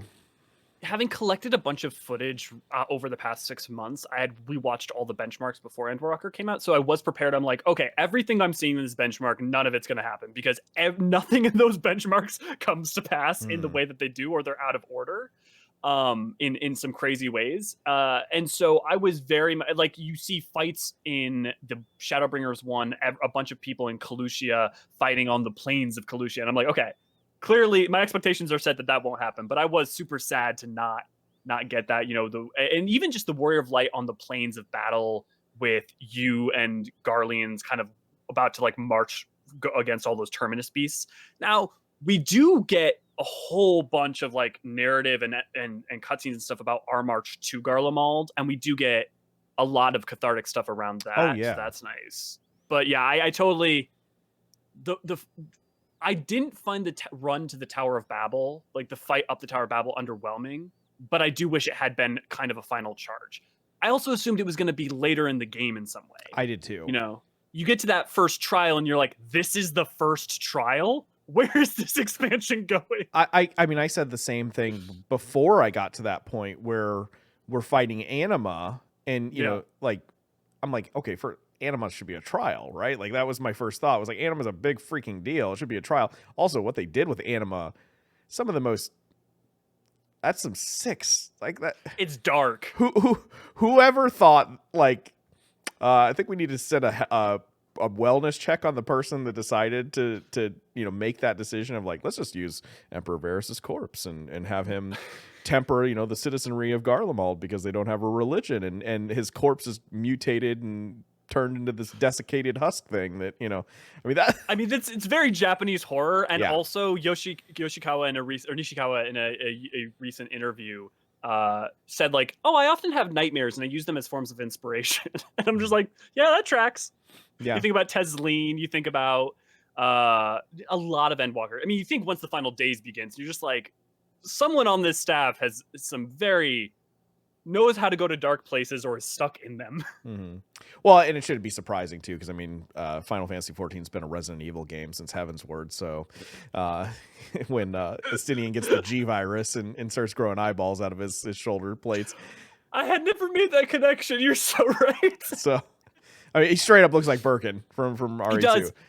He absolutely does. Like medieval Birkin. But yeah. I mean, I'm not surprised that they went there, but I was surprised, I think, in the moment that they would go there. And be that dark with something like that. Because I mean, there's some dark storytelling, and I'm not upset with the Garlemald story. I think it's very ground level and focused on the people and the horrors of like war and all of that. I think that they did a masterful job, especially oh my god, seeing what's going on in our real world today and the horrors that are unfolding there. I think that they've tapped into that feeling that people have very well. And tapping into that, and then also dealing with the ideas of zealotry, why people are become totalitarian, why they follow it, and portraying them as human without the same way they managed to portray Emmett Selk's humanity and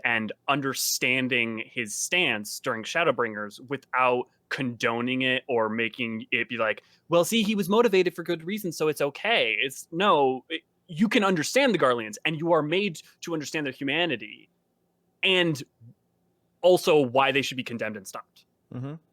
And I think that's something that 14 succeeds masterfully on, a way that I don't know many video games have attempted, and definitely not succeeded. I don't know much literature or film that has towed that line so well. I think there's a lot of people out there that forget Emmett Selk has done some horrific, terrible things. He's a genocidal lunatic. Yes. Just like factually. Yeah. His heart may have been initially in the right place, in terms of, this is the reason why I'm doing it, but that doesn't make the action good either. And yet through the dialogue, through the conversations that you have, you come to understand him, and you come to understand why he's wrong. And at the end of Endwalker, I think in a way he comes to understand why he was wrong as well. You could see the person he was before, and he's like, I would never do that. Like I what's the line? I take umbrage at my portrayal as a megalomaniac. A megalomaniacal madman, right? Like, and yet you could see the sadness that led him to, in the madness that led him to that point, because he does care that much. And it's tough too, because you have to contend with the fact that he is somewhat tempered, and how that affects your disposition especially if you're already analytical enough to logically dictate why sundered souls are not people. Yeah. And leading up to the heartbreaking stuff, and that's why when we were talking before the show started, why I personally resonate so much with Shadowbringers is the stuff with Elioux, someone else that you condemn the actions of, obviously, but at the same time, when you realize what's been taken from him, it's heartbreaking too. And to see him slowly forget and lose those memories before you fight him, and he's just fighting now because he's supposed to fight, and it's all raw emotion, and to see that it's just this kid, Yes. who gave up himself to become the Heart of Zodiark. And I mean, I like I said, I don't think I can think of many villains that have been portrayed as three-dimensionally and treated with respect, treated with, there is a person behind the awful, horrible things that they do, and let's try to understand them. Because I think so often, in American culture, especially American culture, I think of all time, but especially I would say I feel like it's amped up in the last 8 years, is nobody tries to understand someone that is different from them anymore. I feel like, and that's a big statement, because I think we become more accepting as a culture with a lot of different things. But then the instant that someone is labeled an outgroup or labeled, a bad person or whatever it might be for whatever reason, we instantly discredit them, and we don't want to listen to them. Yep. And the only way that you change someone's mind is that you listen to them and you talk to them, and then you come to see the shared humanity in each other, and hopefully there's a merging of, a changing of those ideals. The way that you don't change someone's mind is you just say, all right, you're an evil person, go sit in the corner and, never talk to us ever again. And then they just keep having those evil thoughts and those angry thoughts based on the fact that they were ostracized from society. Yeah, and I think that's facilitated by a couple of problems. I don't think it's just American culture, though I do think that plays into it. I think part of it is you have tools like the internet that facilitate echo chambers. And on top of it, they facilitate anonymity in such a way that a lot of people are preparatorily defensive because they're so used to being rejected out of hand without anyone having to have any recourse to actually experience the reaction you get from someone.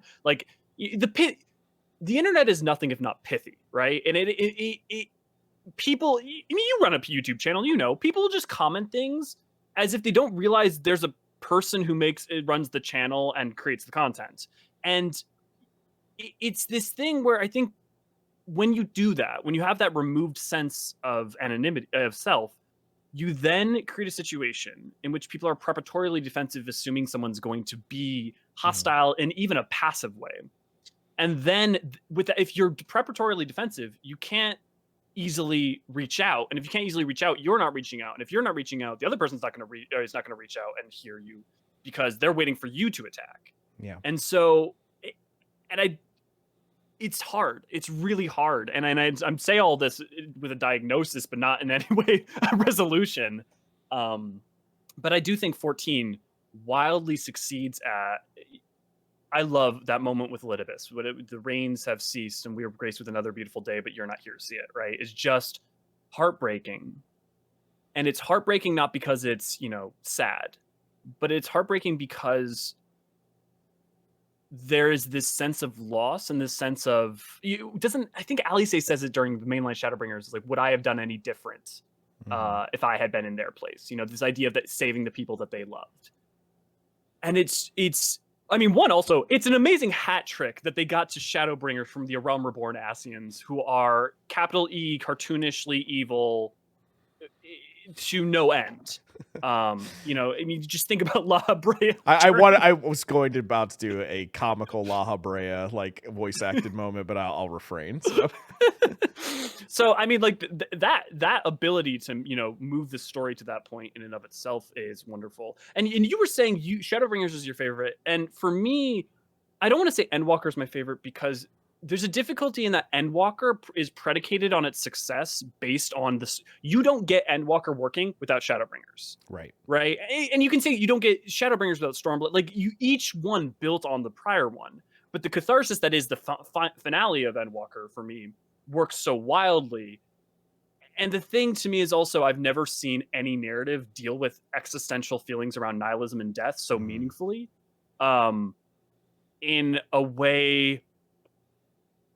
It's not that other things haven't. And I've noticed a lot of media lately has dealt with a lot of feelings of existential nihilism, which I'm wondering if maybe it's just a peaking issue in our, society these days. But I think the rousing success of that in Endwalker is why, for me, Endwalker might be my favorite. I do think Shadowbringers as a whole, because of characters like Emmett Selk and because of its culminating narrative in that way, it's more contained. Like, there's a way in which Shadowbringers doesn't stand alone because you have to have a relationship with Scions. But because it's Stranger in a Strange Land, it's almost Final Fantasy X like, where you're starting out at square one, even if you've come this far. Yep, that's something that Crystal and I talked about. Was like, Shadowbringers itself feels like a Final Fantasy because it is a self-contained adventure that is supposed, and it's not in this case, but it's supposed to be like the Final Fantasy of this group of people in this world. And that's, I think, one of the other reasons why I gravitate towards Shadowbringers more, is because it deals with those things. It deals with grief and loss, but Endwalker continues to build on those things and culminates it better than it culminates in in Shadowbringers. I just think, for me,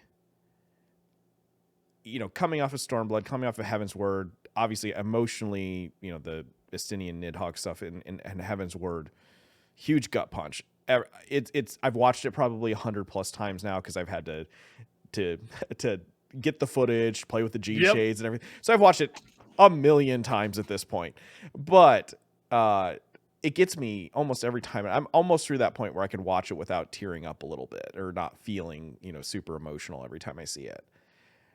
There are scenes in Shadowbringers that destroy me. Like, Elidibus is one of them. The line that you said, that's kind of a riff off of a Blade Runner line, but I love Blade Runner, and somehow I never had like that. Tears just and never Rain. put that together. Yeah, it absolutely is, and it's, in some ways, it's thematically similar too. Mm-hmm. But that line, "Remember us," the one that just destroys me, and it's funny because I don't think it destroys other people the way that it destroys me, and I'm starting to tear up just talking about it. I feel you. Saying goodbye to the first. Obviously, Seto and Ardbert plays into that. Primal. Everyone who's ever had a pet, wants to think that their pet would say that to them. And it taps into that emotion. But there's something about the moment of friendship and loss and growth, with Reen starting everything off, like this girl that's grown into her own, and seeing her grow to become a leader in her own right, have to say goodbye to people that were her family. And she's not going to be alone, but you've been her family and you're leaving her there, to be a leader. That was harder than I would expect to say goodbye to a fictional character, Yep. And then 100%. And then when Lena and the rest of the Crystarium walk up, and Lena's got some of the most beautifully written and delivered dialogue. The performance of that actress is, I don't want to say underrated because it's loved by the entire, but as a character that could have easily been so much more minor, it's phenomenal. Well, and she's on the ground. And they did such a nice job, like, setting up that moment to where you thought the last moment that you would see Lena is when you and Graha, the Exarch, are running to the tower, and she's there, and like, she has that last moment with him, which is their last moment. But you think, okay, well, we're done with Lena now. That was hard to hear, and like, you're just kind of. It's always so weird. Like, I feel like Lena loves Graha, like, in a non like fatherly, grandfatherly way. Like, I think it's a romantic love too. The dialogue options absolutely let you play that way, like just explicitly. I think to me, I love that with the dialogue options, you can massage that a couple different ways. The same way you can kind of massage the Graha's relationship with the Warrior of Light.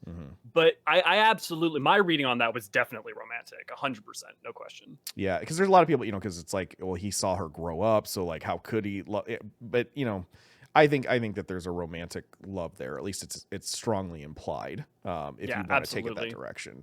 So you think that that's the last moment, and then when she comes up, and she didn't really get to say goodbye in that moment, but now she gets to say goodbye to you, and she wants you to deliver that message. It's her performance. It's the lines and the way that it's written. I'm going to tell you, I'm going to steal that and use it at some type of graduation speech or something at some point, because it's too good not to repurpose for an audience that doesn't know where that came from. So 14 has so many bangers. And the thing I've tried to explain to multiple people is it's not always that in fact, most of the time, it's not that 14 has done something no JRPG has done before. No, like it's that 14 has consistently executed on things done by other people incredibly. Their execution is what's phenomenal. And so they can take stories that are more boilerplate and make them powerful, meaningful, and impactful. Now, granted, Endwalker is not exact, like goes places, but at its heart, you have. Let's go to Stormblood, right? Because most people think see Stormblood as the weakest one, but Stormblood has one of my favorite scenes in it, and that is when you are right at the edge of the Nahama Desert with Gosetsu, and he's sitting by that Dothral tribe member's body, and is just kind of recounting his feelings about death and life and duty and a sense of purpose, and it's just phenomenal as a scene. And so it's scenes like that where that same idea of a samurai saying why duty matters is a thing that's been done umpteen times, a bajillion times before, but it's how that moment's executed that makes it so beautiful. Well, and the chaos of the moment too in Stormblood, when Yotsuyu shoots like Gosetsu and like he's trying to save you, and you think she's gone, but now she keeps shooting at him. And somehow he's still standing, which is kind of ridiculous, but okay. Broken and males are tough, mother. Yeah, it's so much so that like him and Hien get to have a heart to heart for like 2.5 minutes while he's holding it after being shot multiple times. Like, but the absurdity surrounding the moment and the kind of unbelievability of it, it's just such a nice moment between someone who has felt like he's lost his purpose in life and failed and just wants, like you said, to serve and duty, and you get those layers of why that means so much to him. And then you get and when Hien says, be proud, and it's weird having the younger character say that to the older character, but the older character needed to hear that. Yeah. And I think there's a recognition sometimes that, especially in 14, that age is not maturity or position of authority is not necessarily representational of age. I mean, you even have that with characters like Elioaux, who's relatively young, and occupies spaces like that. And I think with Gosetsu, you also get to see someone who's dealt with failures and all of that, to Hien, to his wife, to his daughter, and then you get to see that played out in 4.3, that moment after Gosetsu or Yotsuyu passes, and he's like, why have the kami spared me? Like that moment of utter despair and sorrow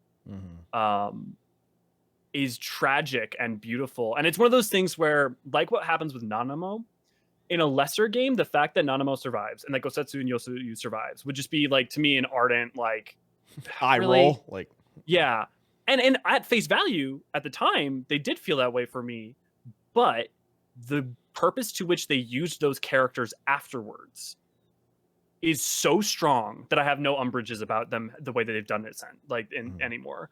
Like the fact that, the literal like Gosetsu and Yotsuyu surviving on a desert island like is cartoonish, and yet is used to make such powerful catharsis. I'm like, well, the execution's so good, it's okay.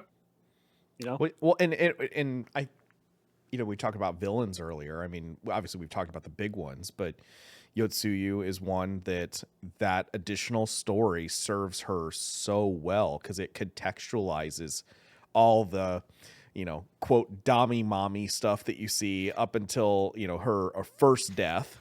First death.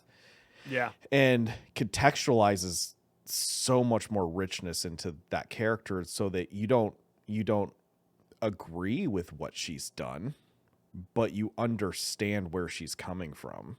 Same thing later on with Fordola as well. Like Fordola is another one of those characters that could have easily just been, all right, well, it's Fordola and she's evil and now she's got the magic eye, thing and like, and then, whatever. It's just Fordola, to layering in that additional context. Like even those smaller, villain characters, they've managed to, and in some ways, I wouldn't say redeem Fordola. They definitely, I don't see Fordola as redeemed by any stretch of the imagination, but she's on a path to redemption. Well, and I think that's again what 14 does so well with her, right? Is that it's not even that Fordola could have just been a cartoon villain. It's also Fordola could have been a cartoon redemption, and it could have just been like, whatever. But on top, but it's 14 constantly does this thing where it hands out compassion and empathy to characters who maybe often would not necessarily be deemed to be deserving of it, and the path that they can then take to do better. And so I don't even know you ever get to a point where Fordola is redeemed, but the only important thing 14 seems to really care about is, does she care to try? And she does. And therefore is that is of merit, which goes along with its whole philosophy concluded within, like, emphasize in Endwalker, that it's the journey rather than the destination. Yeah. Well, and as someone who is literally a here because their grandmother was lucky enough to survive the dropping of an atomic bomb, and seeing what that culture, because I've talked a lot with different friends and people about, Japan's role in World War II and the culture, and some of the stuff that we've done more recently and why we think that's failed and stuff. But like, we literally dropped when I say we, I mean America, literally dropped an atomic bomb on a people that were, technically some of the bad guys in World War II. We don't talk about Japan in the same way that we talk about Germany, or we talk about, maybe even Italy to that same degree. But they were the ones that instigated us into a war by attacking Pearl Harbor, and they had kamikaze pilots. I mean, there's a lot of horrific things that were being done, but we dropped an atomic bomb on them, and then we occupied them basically for an extended period of time. And, that's how my grandfather, in the 60s, met my grandmother, serving over there. And yet somehow that culture went from being literally part of the axis of evil in 1945 to, I would say, by the time the 80s rolled around, became one of the most beloved cultures in the entire world. That is one hell of a turnaround for 35 years.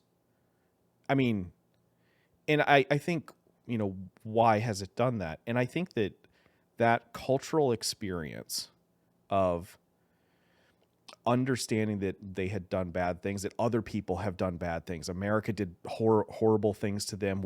They did horrible things to America, but the only way out of it and the only way forward was through empathy, compassion, respect, and working together. And I think that bit of cultural knowledge and experience and grounding is what I feel personally informs how they treat all of their villains, and all of their characters with that empathy. Because, we kind of understood them and they've come to understand us. And the only way forward is through that understanding. And that's why I think we get characters like Emmett Selk, and we get characters like Fordola and Yotsuyu, and not Xenos, but there's a.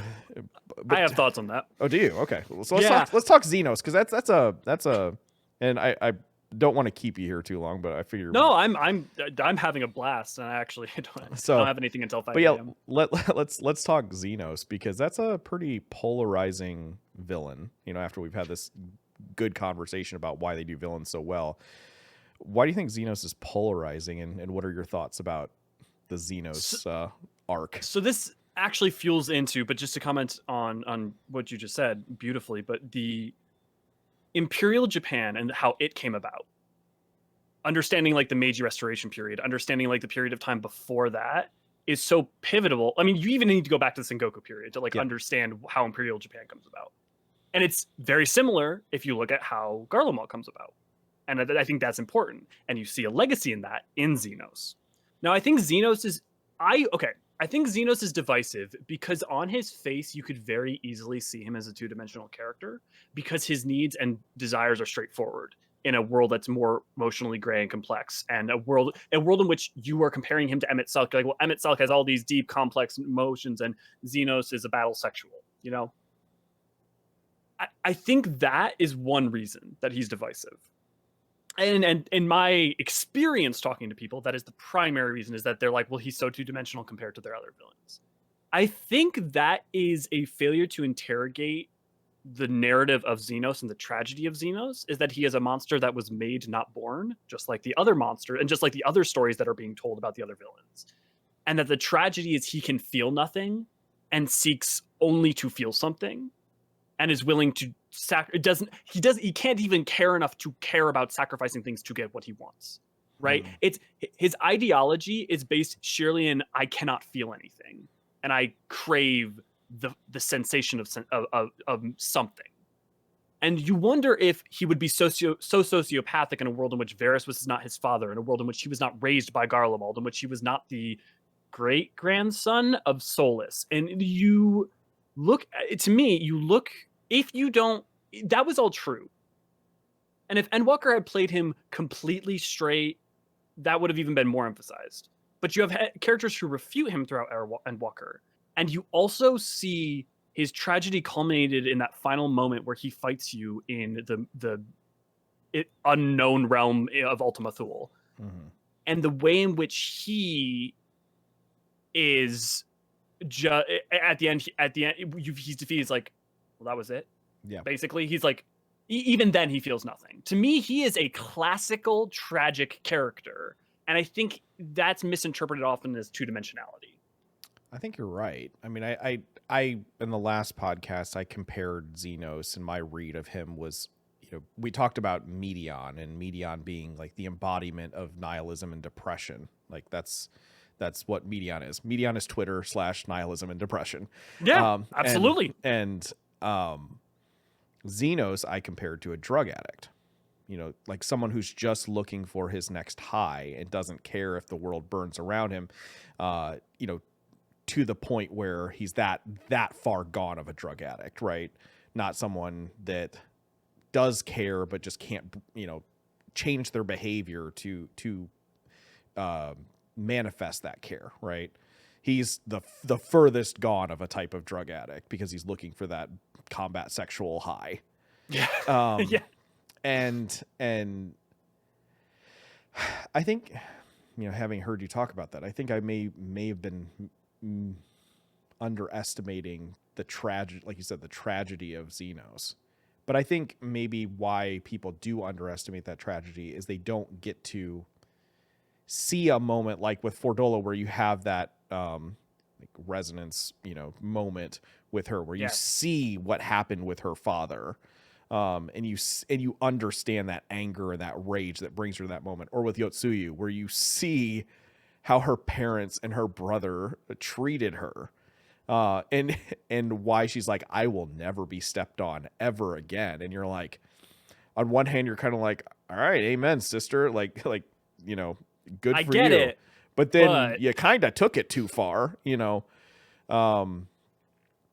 It's the sadism, I think that, and I think the same with Yotsuyu. I think that's why like some people struggle with Yotsuyu during 4.0 is this extreme sadism, and I think that's why people struggle sometimes with Xenos at face value because of his extreme sadism as well. And I think totally to your point, you don't get really quiet moments, especially in Stormblood, and really not in 4.x with Xenos. You don't even really get them until Endwalker proper to have some small reflection on those. And even those you then still don't. It's much more reading between the lines of the narratives being told. And if you read the short story, Xenos' short story, it's not like, oh, if you read the short story, it all makes sense. But it is one more piece in that puzzle of understanding that he is a monster forged, not born. Yeah. Yeah. I mean, I think that's fair. I guess I never really considered the fact that it's strange because I consider that with pretty much everything. But with Xenos, I never really considered the fact that, like, what was Xenos' childhood like? Well, not good. No, not at all. From what we know, basically, only child left completely unloved and unconnected to, with no one in the world other than a sense of trying to progress his own strength as the only form of meaning. Mm-hmm. And that would explain why he doesn't even have an emotional reaction to what's done with his father. Yeah. I mean, literally, because his father showed him. I will say there are moments with Varys that you see where he's like, my son, and he's angry, but you could see that he still loves him in whatever way that Varys can love something. You know, I love Varys because as much as, if you're paying close attention, he's a much more complicated figure than he seems. The way he interacts with Xenos, right? He's like simultaneously stern authoritarian removal, but also some amount of love, but also some small amount of understanding that his child's a monster, and so he loathes him too. And you see it with his complex feelings around Emmett Selk's, like, whole diatribe about the real purpose of Garlemald and him devoted to the cause of humanity having its own course. Varys is super interesting, and like you're saying, he tells you his reactions and ways of being tell you a lot about Xenos's. Mm-hmm. Yeah, no, I've always thought Varys was more complicated than that speech, in the negotiating table before the Gimlet Dark. Like, everyone kind of goes to that moment. It's like, well, he's Hitler.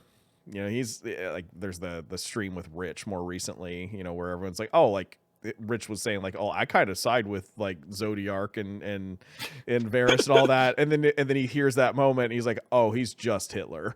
And it's a fun streaming moment, but at the same time, but it's also so important, right? Because it tells you how people fell for things, right? Throughout history, there are people who believed in strongmen, and it's only either retroactively or seeing the true extent of the things they're willing to do that they realized, oh no. Yeah. And I'll say too, one thing I really find interesting about Garlemald is it's coded more interestingly than just it's Nazi Germany, because it has so many historical ties to different imperial nations, both Imperial Japan, Imperial Britain. It's not just it's the Nazis. No, it's imperialism, period. Yeah. It's our worldview, our way is the only way. Everything must unite under us because that's the only way we can save everybody. So yeah, I'm with you. It's 100% more complicated than it's just they're just Power Ranger Nazis. Like, no, it's not that at all. I want to make a video at some point talking about this because I've thought long and hard about all of this. But the ways in which different cultures in 14 are coded and clearly inspired by multiple nations. Like, you have Othard, which is clear. It's Japan, but it's kind of like a combination of Sengoku Japan, Korea, China, and then you have the steppe. And so, like, that happens. But then you also have places like Garlemald, which is coded as multiple imperial societies, and all these inspirations and the ways in which they inform and tell you a lot about these cultures, I think, is fascinating. And the ways in which clearly Gridania is inspired by as much Tolkienian elves as it is by, like, Shinto and Zen Buddhism. It's just really interesting. Yeah. And I'm curious because, I mean, that's one of the things I really like is how they explore and riff upon, like, the cultural dynamics in different areas. Like, Radzat Han is I think very clearly a cultural inspiration from India and surrounding areas, Bangladesh probably as well. And it's nice.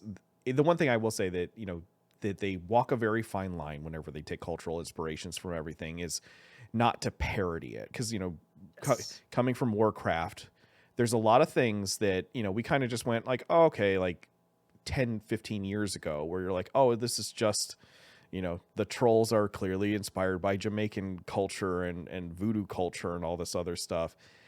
But, coming from Final Fantasy XIV, where it's inspired by, but doesn't mock and trivialize and I don't want to say stereotype it in a way, right? Like, it reduces it to these very simple stereotypical elements to almost to where it becomes a borderline disrespectful parody, even if I don't think there's any intent there to be a disrespectful parody, right? I don't think the people making it intended it to be a disrespectful parody.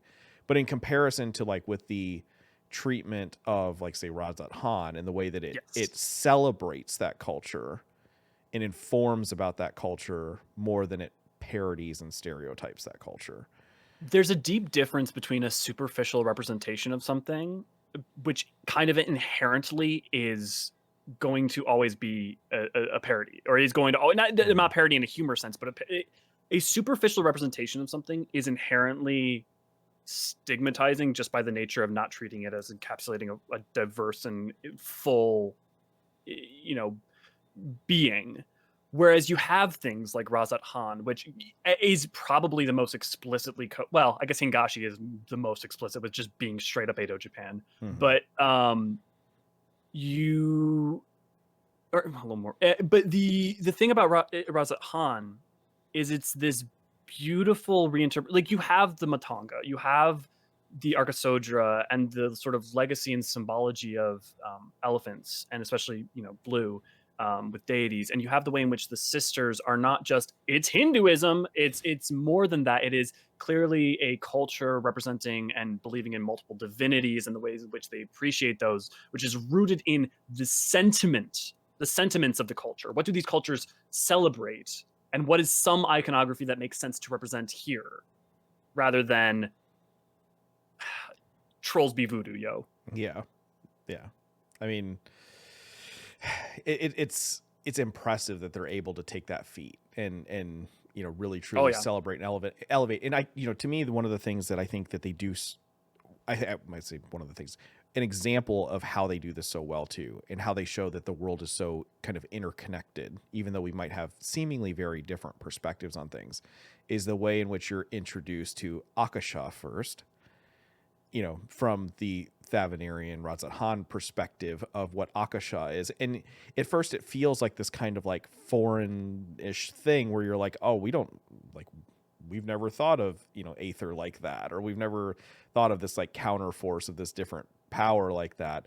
But it makes sense, and it weaves in with everything else. And then you go to Elpis, and they have a totally different name for it.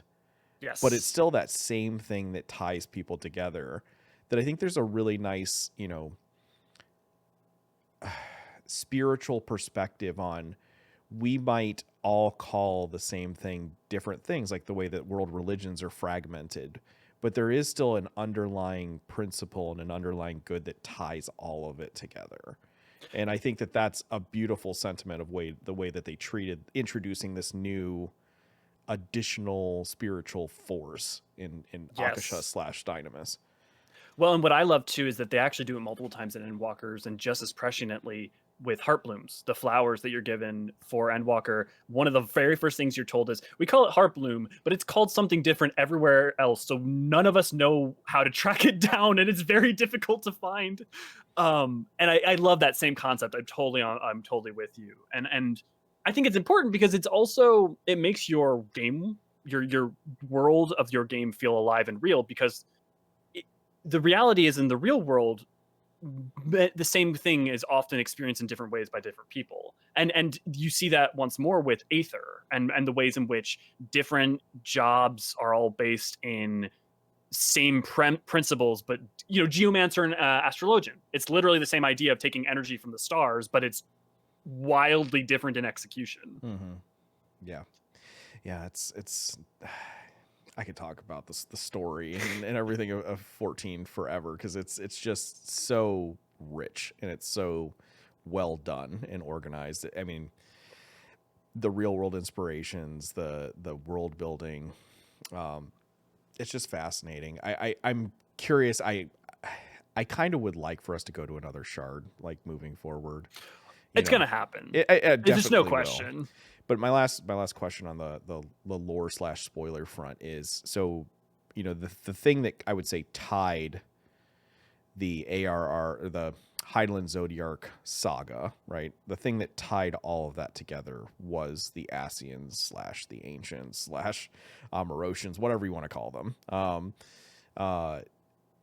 What do you think the next thing that's going to tie all this together? Do you think it will continue to be the Ancients? Like, we've not dealt with all of the sundered Ascians that are out there just yet.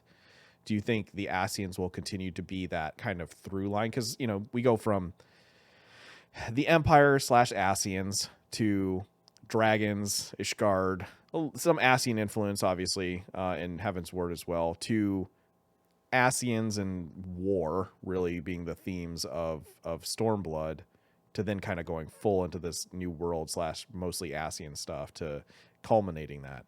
So there's this through line, and clearly, I think, you know, they say that we've got another 10 years planned. I think that there has to be a narrative through line, whether through a villain or something like that.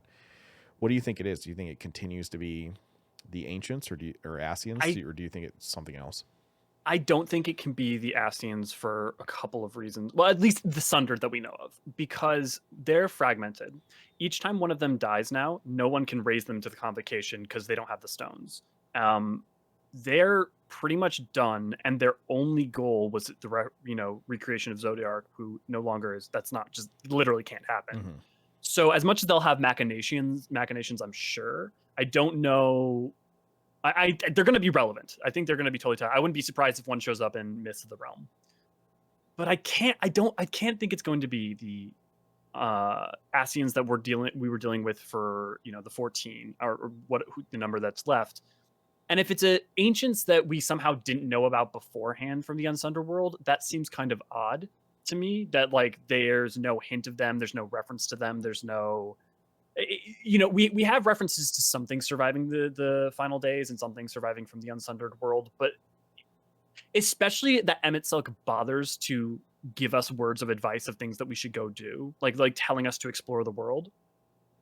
It would be odd to me that he would in no way be like, oh, and also there's an ancient eldritch, you know, there's a bunch of Ancients that you should watch out for because they're coming for you, you know?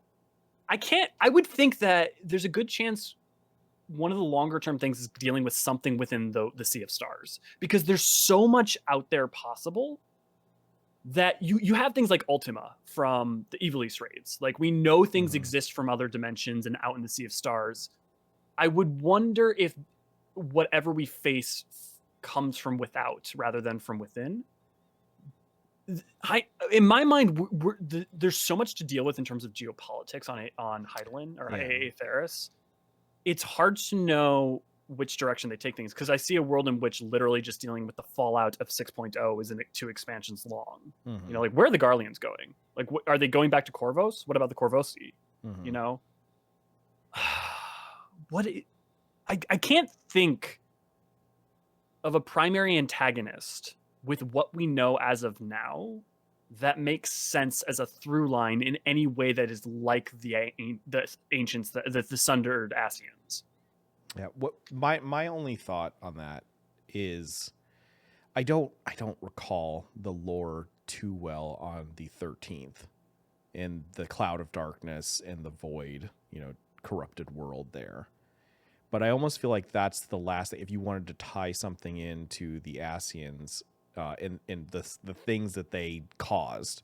It's like we're cleaning up their messes. Maybe they've allowed some other presence through that deadened world to come through, and it's like our job, maybe the last thing that we have to do is restore the 13th. And when we restore the 13th, when Hythlodaeus says to us, you know, like, maybe in another life, maybe we'll meet again. Maybe the shards don't all combine again, and, you know, like, oh, we're back to being, you know, the Ancients and all that type of stuff. But maybe in that moment, that final culmination, that's when you see Hythlodaeus and Emmet and Vana again one more time. Well, Vana we know is gone permanently because she expended literally her the store of aether she was saving for this final confrontation was her own soul. Yeah. Apparently. As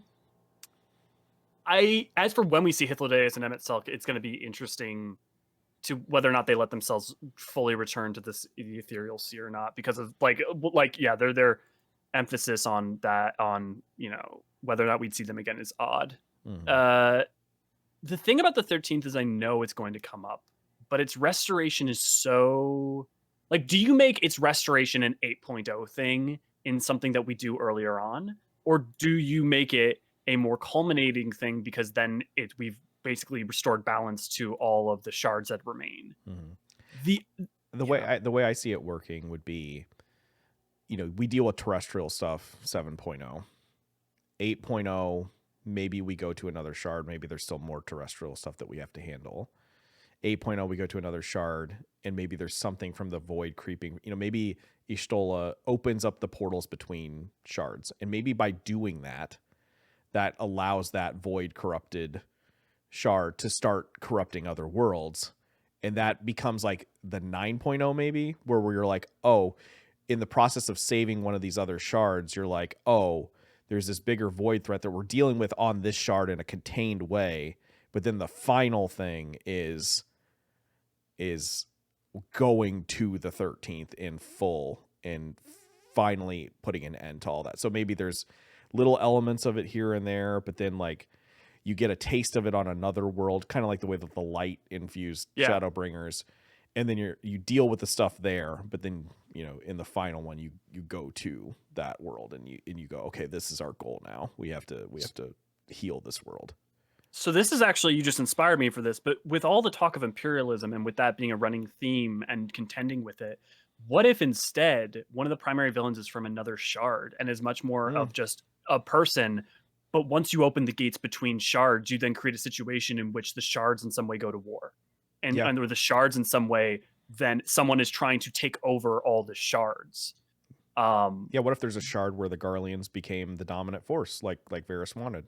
Or anything like that. Or imagine you've got a Xande type character, right? But they don't ever have a situation like the fourth Umbral Calamity.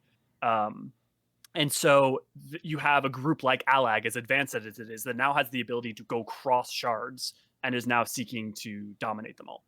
Yeah. You could totally see something like that. Yeah, that'd be really interesting too. I do think it's a little bit Warlords of Draenor, like orcs coming through the portal. Look, we're already going back in time. Like we've already gone back to the Unsundered world. We're already going to alternate dimensions. Yeah, I have no doubt we will do it. Or we. It's funny now that I'm using the personal we pronoun for Final Fantasy 14. You can tell I'm starting to fully shed my WoW refugee ways and everything, but I can tell you that Yoshi P and all of Creative Business Unit 3, I have full confidence they will do it better than Warlords of Draenor did it. Sadly, not too hard. No, but I don't just mean just beating that. I mean far exceeding it and delivering upon a really satisfying experience. That's the thing too, is as much as another great example to me about talking about execution with 14 is you look at time travel, right? Pretty much universally, someone starts doing time travel. I'm like, it's jumping the shark, man. But 14's execution of it and using it to specific and meaningful effects has been fantastic. I understand questions about causality that some people have around it, though that's usually actually pretty explainable. But it's not. I have yet to roll my eyes anytime they've used time travel, because if we think about it, you've got Alexander, which is your most boilerplate one. You've got what amounts to how the First and Graha and all that comes about, which is a worthwhile use of it, and then you've got the Unsundered World, which is a worthwhile use of it. So, and for the last one especially, they have a very clear out. Vana is the only one that remembers, and that actually plays into the reason that she sunders the world. And I mean that serves a very important point as to why Hydaelyn does what she does. And then they have the it's a little bit Deus Ex Machina, but the Kairos thing in Catesis Hyperborea, at least they set it up within Elpis. I do appreciate that. Yeah, that it didn't just come out of nowhere when Hermes, hits that. Can you imagine it just the cutscene pauses and he explains what it is for 2 minutes? I've been working on this thing for this long, and Yep. But Hermes is such I could talk forever about Hermes. Wonderful character. I adore Hermes. Hermes is, I think, another example of a situation like Xenos, where I think people fail to imagine him with nuance or fail to like really. I've experienced it at least. People are like, "Oh, Hermes, why the frick would he do that? Why he's just so dumb?" And it's like, no, they've written a character who's ideologically consistent, contending with questions of humanity that we all have dealt with, and makes mistakes that are well-intentioned, well-meaning, and his, in some ways, his seminal mistake, his choice to make a fair contest, comes from a deep desire for an answer that is meaningful, rather than from I've gone evil. He hasn't in that moment. No. He's just I love Hermes. I'm surprised. I know I haven't got to talk with a lot of people about Hermes in a lot of depth, but I'm surprised that people have that reaction, because I haven't really heard anyone having that reaction, because I was shocked. To me, it makes perfect sense on that level of, being a scientist and kind of wanting to have this answer to this question that he's so, the whole dungeon's about that, I just let me get the answer. I need to have the answer. But I think even the driving motivation of why he needs the answer to me, Hermes, I said Medion is depression and nihilism, but like Hermes is what starts that. Hermes is classically depressed the moment that you meet him, and alone. Yeah, and you understand why he's depressed, because he cares more. Like, I don't want to say he cares more than other people, but it feels like he does, though. He cares more about his creations than any of the other Elpis scientists. He's not dispassionate, and in a way that the others can be to different amounts. There's so many pivotal scenes on Elpis, but you look to that moment where he's with the creature, right before he destroys it, and he just cares so much. And when you care that much, it can break you. Yeah. Well, and you're given the context that this isn't the first time he's had to do that. And Meteon is his favorite creation of all. And Meteon is his companion, in all sense. And his hope for an answer. Right. And so I'm surprised that people have that reaction to Hermes, because I think he's an incredibly, I don't want to say he doesn't get enough time, because I think if you continue to use him, it just gets maybe overplayed. But at the same time, I think he's a wonderfully introduced character. You get him from the beginning because, Fandaniel / Amon is like kind of that. Yes, he's sundered, so it's not really fully Hermes, but at the same time, there's that fragment of him in there that's, I just want to watch the world burn because I'm angry, because I've had to kill my creations over and over again because you've deemed them not worthy. So I'm going to deem you not worthy, and I just want to die, telling you all how I feel about you. That's the extreme end. And then you walk back to Hermes and you're like, okay, I see where this sundered piece of him came from, because he was truly a caring but sad. Medion says he's sad. The Elpis flowers tell us literally. We know literally he is sad because of the Elpis flowers. Yeah, and I don't know. I really love the character of Hermes and what they did with him, and with Meteon. The fact that the new characters are all rousing successes, despite the fact that they're new, and the amount of weight that they have to carry for the narrative is crazy. It's just crazy, because you think about the fact that Meteon, Hermes, and frankly, functionally Vana are introduced halfway through Endwalker and are some of the most important linchpins for the entire 10-year saga, and yet it totally works. It's amazing. Yeah, and that they embodied, the final boss of Endwalker into a tiny little blue, Twitter girl, right? Like when I first was like, Meteon's the villain? Meteon's the reason for all of this? And my brain was like, what are they going to do with this? But then it makes perfect sense that she's just nihilism encapsulated, and ultimately it's despair that is our foe. Yeah. And you think about too, I love looking at I talk about this all the time with other people, but explaining that souls are predispositions, not guarantees. And so you'd look at Amon and you look at imagine that you're predisposed to Hermes' compassion as a being and intelligence, and then you put him in a society like Alag. It's no wonder he went insane. Like, it's just full crazy. Yeah I don't know, I think he's an incredibly layered character for being introduced basically at like level 86. And his performance, the character's performance, the actor's performance is just phenomenal. Yeah. Well, last question that I ask all my guests except I think one that I forgot is if you could ask Yoshi P and team for any feature, anything, like it could be lore, it could be a function, it could be a gameplay thing. If you could ask them for any one thing, what would it be? Okay. Just because this is on my mind, so in Endwalker they introduced the idea that the echo visions can be tied to places, that that memory aether can be within a place itself. They kind of allude to that throughout the prior expansions. I would love if lookouts, when you did them, instead of just giving a little lore blurb, instead gave you a cutscene of a moment in history, like a little moment. So like you go to a place somewhere around Amdapor and it shows you Amdapor at its height. Or you, and if you're being realistic, it's like, okay, it shows you a static still and gives you some text, but do something like that where we get more to tell us about places that existed prior to the 7th Astral Era. Places like Nim, Mach, Amdapor, Scala, like all these places on Eorzea, or, you do it on the first and you get to see cutscenes of like what the world looked like before the, flood of light.